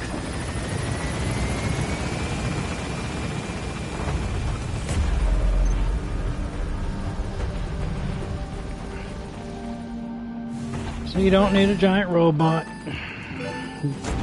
You can just use the Davy Crockett personal nuclear missile launcher. See, proficiency has increased significantly, and that's the Service Cross that was just won. And how? They're gonna tell stories about this one, boss. Which one is the Service Cross? So this unit in the mist, their speed, the way they jump, it's not human. And those deformities. They attacked the Soviets, too. And that Grim Reaper look-alike in charge of them. That giant thing that carried him off. What the hell are they? Cypher. Well, what do they want? What's their objective? Why Afghanistan?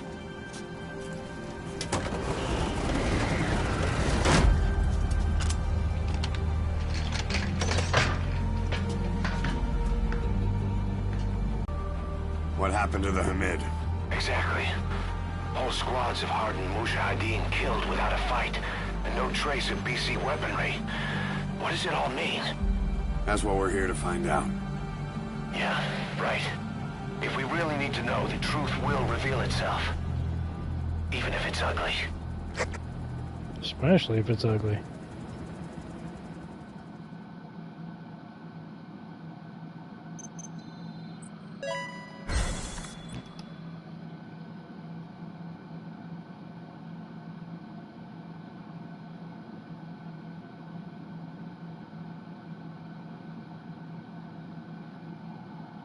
Jesus, I think I've seen this.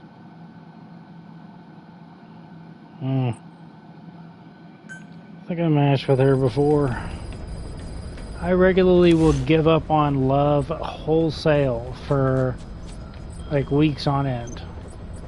I'll just decide that dating's not for me. It's for like weeks on end. I got a lot of self-doubts. You know, just like most people. This whole thing, this whole, you know, thing with the remote possibility of going to medical school, military medical school in particular. I've got a better chance of getting in than somebody who's not a veteran. That's what I've heard, at least. But the fact that it's taking so long, a lot of times I think, like, you know, I'm kidding myself. Like, this is all a big waste of time. funny enough, if you go on YouTube, there's med school insiders, and they think very similarly.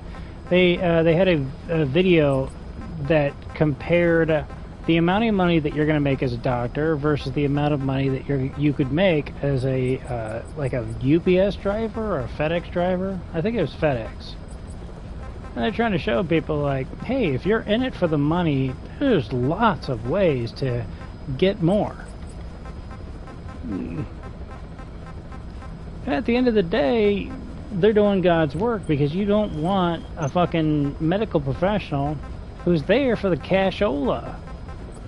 You don't want some brain surgeon that's there only to make some fat stacks, and that's the only reason why they went through 4 years of high school, 4 years of college, at the very least, possibly more postgraduate courses, post-bac programs, all of this other kind of shit.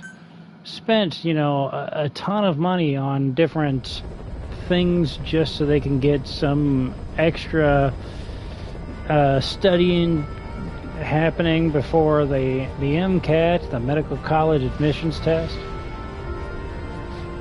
Went through all this gobbledygook, all for fucking money? Money?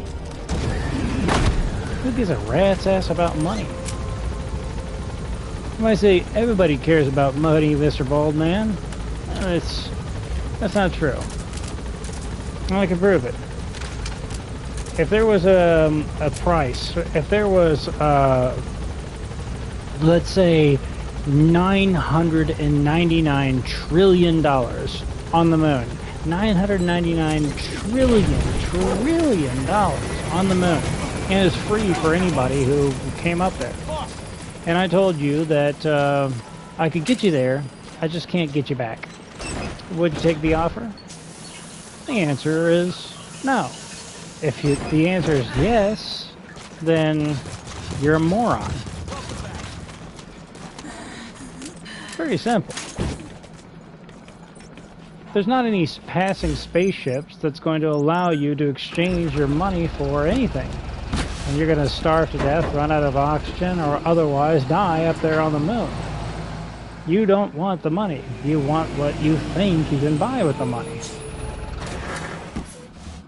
So at the end of the day, we get all the way from A to Z here, and we say, okay, what the hell do people want?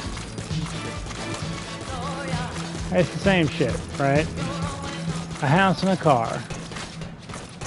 They always want a house and a car. I'll get a big house and a fast car.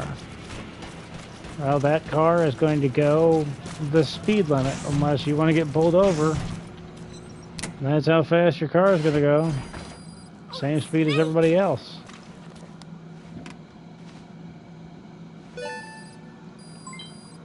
What is it, Snake?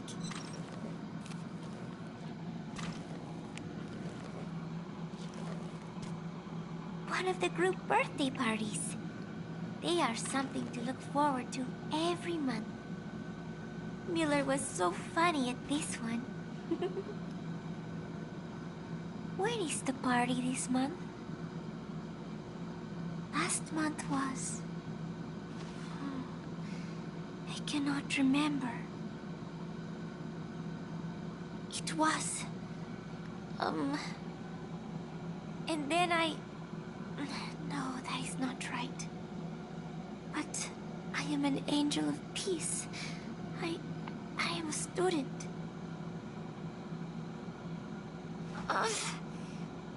My head, it hurts.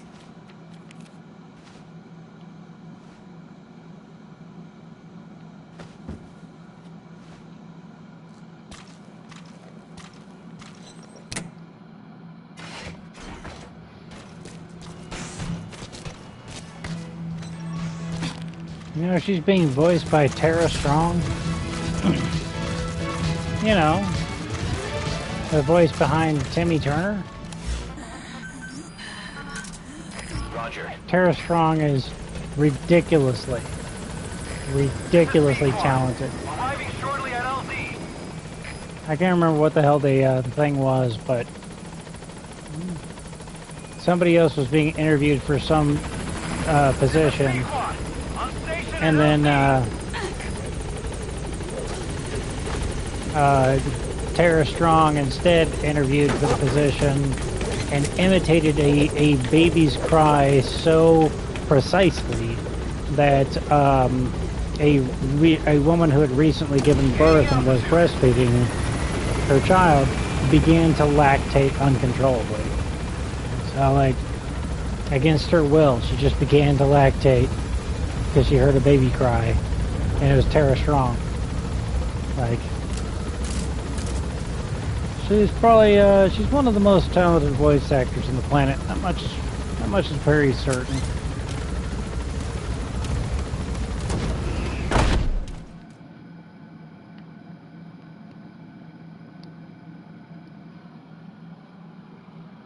Anyway, that's one of the things that you can internally verify for yourself. You can go to like a car lot and drive around a Ferrari, realize that it goes just as fast as any other car, realize that the more you own, the more it owns you. You know, how much would you worry about that car each and every time that you park anywhere? Suddenly you can't even park certain places because you're afraid that your car is going to get vandalized or some shit. You're constantly worried about your car. It's not good. And then you're like my old coworker, and whenever I was stationed at Tinker Air Force Base in Oklahoma, he's got this 350Z gobbledygook, and he swears to God, he's like, oh, it's a chick magnet. I said, didn't you get that car after you met your girlfriend? You know, your fiance that you've been with for years and years now? He says, yeah. So, well, then it's not a chick magnet, is it? Gets stuck in the snow. Got to pull you out of the ditch each time that you get stuck in the snow. It sucks. Then her girlfriend got into my car. His car is a two-seater, so whenever the three of us went out and I was the third wheel, she got into my car. Well, all three of us piled into my car, and she couldn't stop complimenting how soft the seats were because they weren't made out of, you know, that pleather shit that was in his little race car. It was like, it gets from 0 to 60 in like 12 seconds. That's disgusting. She's like, who gives a shit? Look how soft the seats are. Look how much room that we have. He loved his car. But you can also internally verify this yourself. You can, you know, you can go out to any psychiatrist and ask them if the cure for depression is a fast car.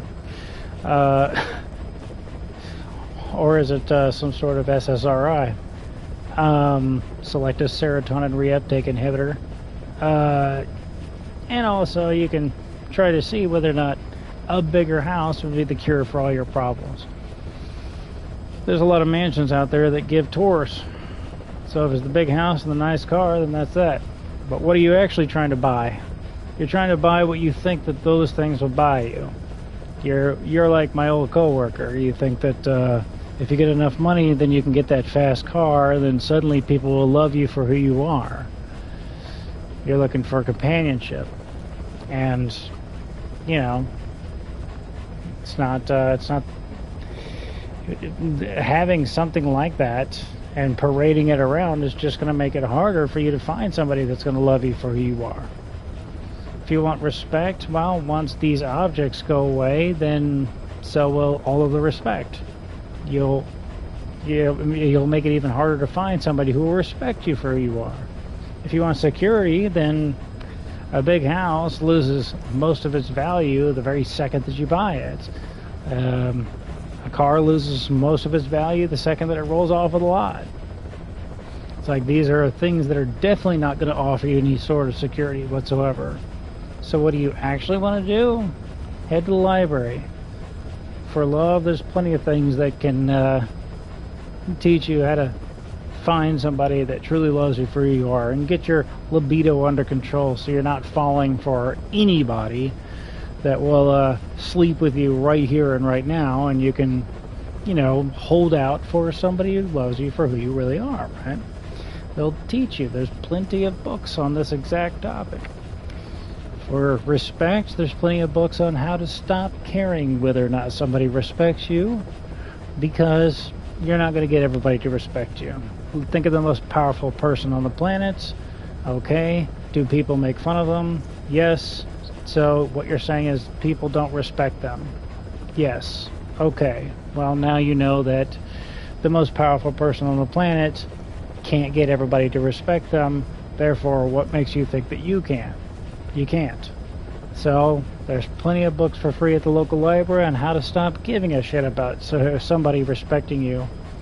And as for security, well, there's plenty of books at the library that you can see that'll make you that are all about the topic of how to feel secure in this topsy-turvy, crazy, chaotic world that we live in. There are plenty of books that cover that exact topic. In fact, those sorts of problems have been pondered as far back as the days of Marcus Aurelius and the like. So, you can explore your local library for free instead of attempting to get all of these, you know, billions of dollars, trillions of dollars, millions of dollars, even thousands of dollars. Instead of trying to do all of that stuff and trying to join the less than 1% of society that controls over 99% of the world's wealth, instead of doing all of that shit, knowing that you have an over 99% chance of failing at that task, instead you can go to the library and cut out the middleman. You don't have to earn the money. You don't have to spend all the time to earn the money. You don't have to try to exchange the money for certain things that you think is going to buy you the security or love or respect that you think that these things will buy you, whenever they won't even buy you those things in the first place. And instead of dealing with all of these in-between middlemen, you can go straight towards what you actually want in this life, and it can be free. The best things in life usually are. Now, it's 2 o'clock in the morning. It's time for me to go to bed. So I'm going to take a shower. Well, I'm going to get into a kiddie pool and then pour hot water on my head and then eventually shave. That's what I'm going to do, and then I'm going to go to bed. So, I'll talk to you the next time you get the chance.